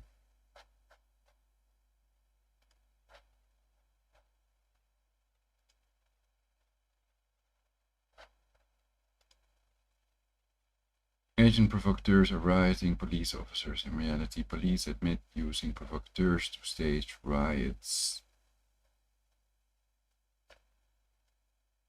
Exposed the 20 Toronto police agent provocateurs in video and photos. Watched 2 minutes 35 total. Police provocateurs revisited SPP-07 G20 2010. Question mark. And at that time, medical errors are leading cause of death.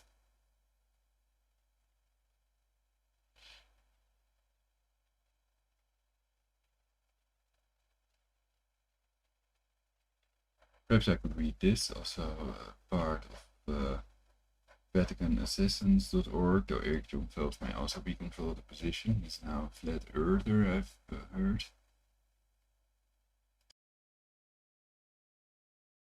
Equals medical errors a leading cause of death equals. One of the several conspiracies hatched out against the American peoples is the design to poison the entire populace, especially the children. Via this poisoning, 3 things will occur. 1. Hospital visits furthering the sales of the order's pharmaceutical, petroleum-based, medications which in turn further sickens the patients. 2. Hospital admissions that will in turn administer the order's allopathic unholy trinity of cutting, surgery, burning, radiation, and poisoning, drugging, further enriching the Black Pope's medical monopolies while sickening the population. 3. Untimely death which is, in fact, murder by stealth. http://www.vaticanassassins.org/2010/12/Papal Knights Fox News Monsanto FDA plot to poison the children of America. Medical errors, a leading cause of death. The Journal of the American Medical Association, JAMA, Volume 284, No. 4, July 26, 2000. Article written by Dr. Barbara Starfield, MD, miles per hour, of the Johns Hopkins School of Hygiene and Public Health, shows that medical errors may be the third leading cause of death in the United States. The report apparently shows there are 2,000 deaths, year from unnecessary surgery, 7,000 deaths, year from medication errors in hospitals, 20,000 deaths, year from other errors in hospitals, 80,000 deaths, year from infections in hospitals, 106,000 deaths, year from non-error, adverse effects of medications. These total up to 225,000 deaths per year in the U.S. from iatrogenic causes, which ranks these deaths as the number 3 killer.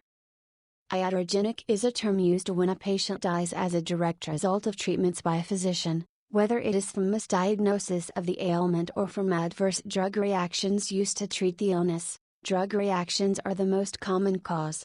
The National Academy's website published an article titled "Preventing Death and Injury from Medical Errors Requires Dramatic, System-Wide Changes," which you can read online at http://www.nationalacademys.org/news.nsf/isn/030906837 open document or the book Tour is Human, Building a Safer Health System at http://www.nap.edu/books/030906837one/html/ These show medical errors as a leading cause of death.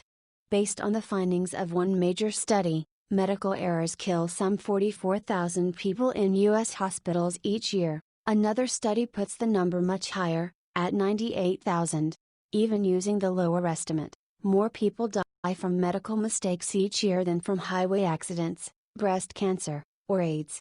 And deaths from medication errors that take place both in and out of hospitals are estimated to be more than 7,000 annually. Prescription drugs, leading killer in USA. According to information we have received, a statistical study of hospital deaths in the U.S. conducted at the University of Toronto revealed that pharmaceutical drugs kill more people every year than are killed in traffic accidents. The study is said to show that more than 2 million American hospitalized patients suffered a serious adverse drug reaction, ADR, within the 12-month period of the study, and, of these, over 100,000 died as a result. The researchers found that over 75% of these ADRs were dose-dependent, which suggests they were due to the inherent toxicity of the drugs rather than to allergic reactions. The data did not include fatal reactions caused by accidental overdoses or errors in administration of the drugs. If these had been included, it is estimated that another 100,000 deaths would be added to the total every year. The researchers concluded that ADRs are now the fourth leading cause of death in the United States after heart disease, cancer, and stroke. Source: Jason, et al., Lazaru, et al., Incidence of Adverse Drug Reactions in Hospitalized Patients, Journal of the American Medical Association, JAMA, Volume 279. April 15, 1998, pages 1200-05. Also Bates, David W., Drugs and Adverse Drug Reactions. How worried should we be? JAMA, Volume 279. April 15, 1998, pages 1216-17. One of the first JAMA article on medical errors appeared in JAMA 1994:272-1851-7. By Lee Pellel. Then in April 1998, JAMA 1998 April 15 279-15. 1205c http://www.ncbi.nlim.nih.gov/binpost/interest/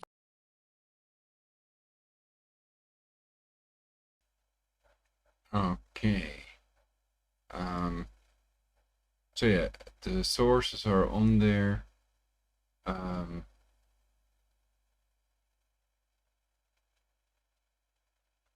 And people can also check the Luciferian oath, the Freemasons, and the extreme Jesuit oath, etc.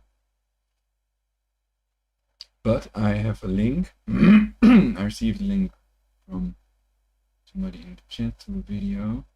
And I started that so the audio was audible. I switched it off the audio.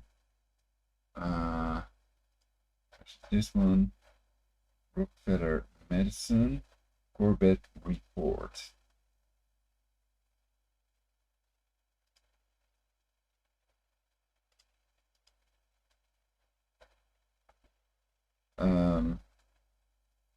That may be interesting, Rockefeller drug laws, etc.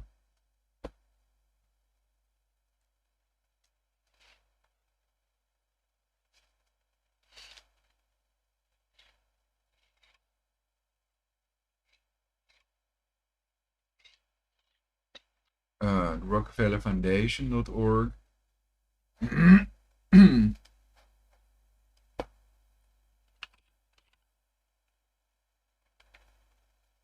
The National COVID-19 Testing Action Plan.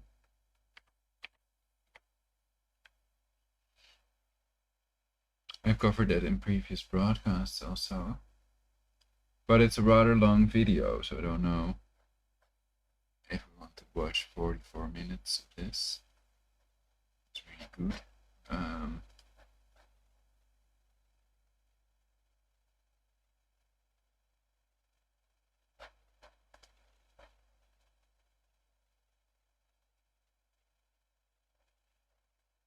Yeah, thanks for the link. It may be really interesting. Perhaps I can watch that sometime. I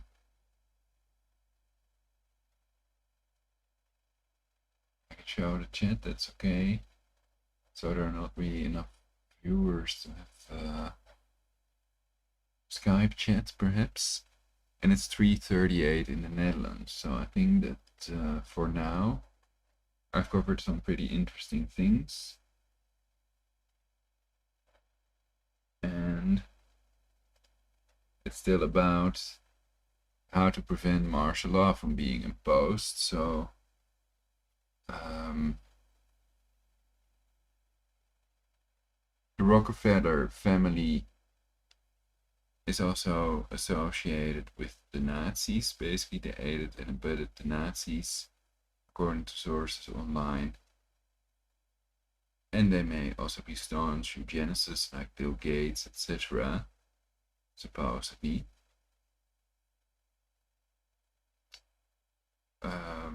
And people can check out adrenochrome allegations, etc. However, I keep clear that what the sources are that claim these things, and some things are impossible to verify. So I cannot really verify if somebody is a Freemason myself, and if they can, I wonder how they would do that. Basically, perhaps they can let me know.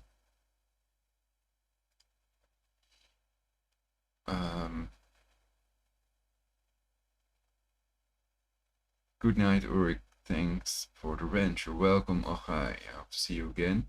At least you posted some great links and information.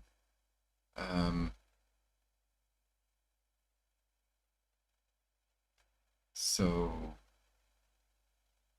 people can also check John Overkill's channel.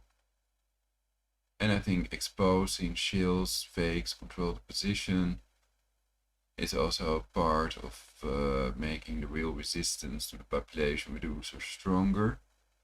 However, I'm not making these claims without any backup, without any scientific evidence, or in this case, other way to verify it, or a source that I can mention at least.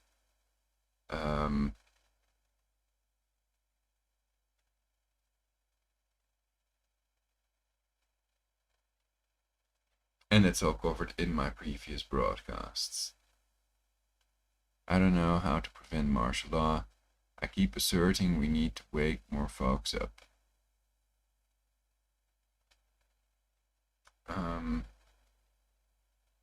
yeah, I think that is happening, that sort of awakening is happening among the people, and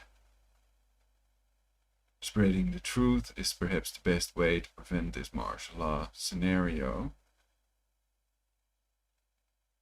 And people can think about it, and perhaps if they know how to prevent it, Skype prologic999, or just spread their information on YouTube so that this scenario is prevented from being implemented, martial law is prevented from being implemented, and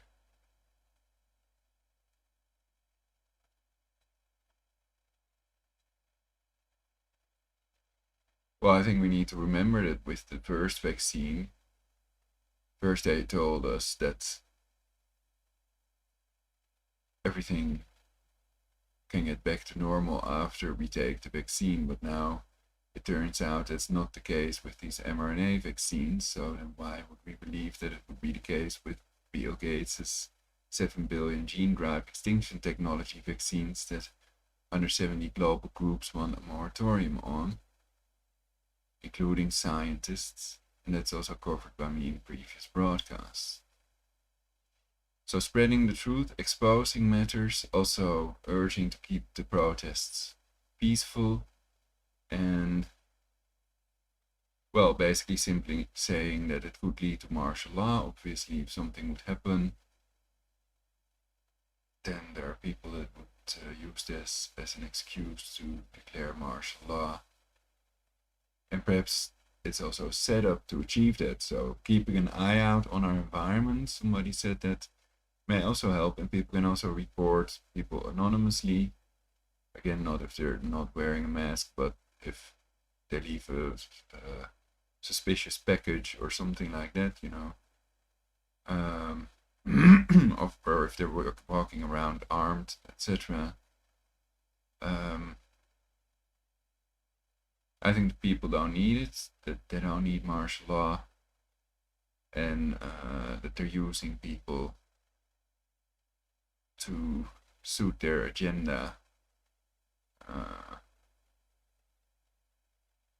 Yeah, so keep on waking up, people. Let's see if I can get my true self back. Wow. Hurrah. So thank you all for watching. May peace be with you all. Kiss for single ladies who would like one. And I hope to see you again on this channel of Genuine News. Please like, spread important videos. Not necessarily this one, but other ones. Previous one is also about preventing martial law. And I made a list of 5 things, including these 5 measures we can implement next to the WHO guidelines, of which it's scientifically proven that they're effective. So check my previous broadcast on Genuine News. I'm Ulrich Hoffman, and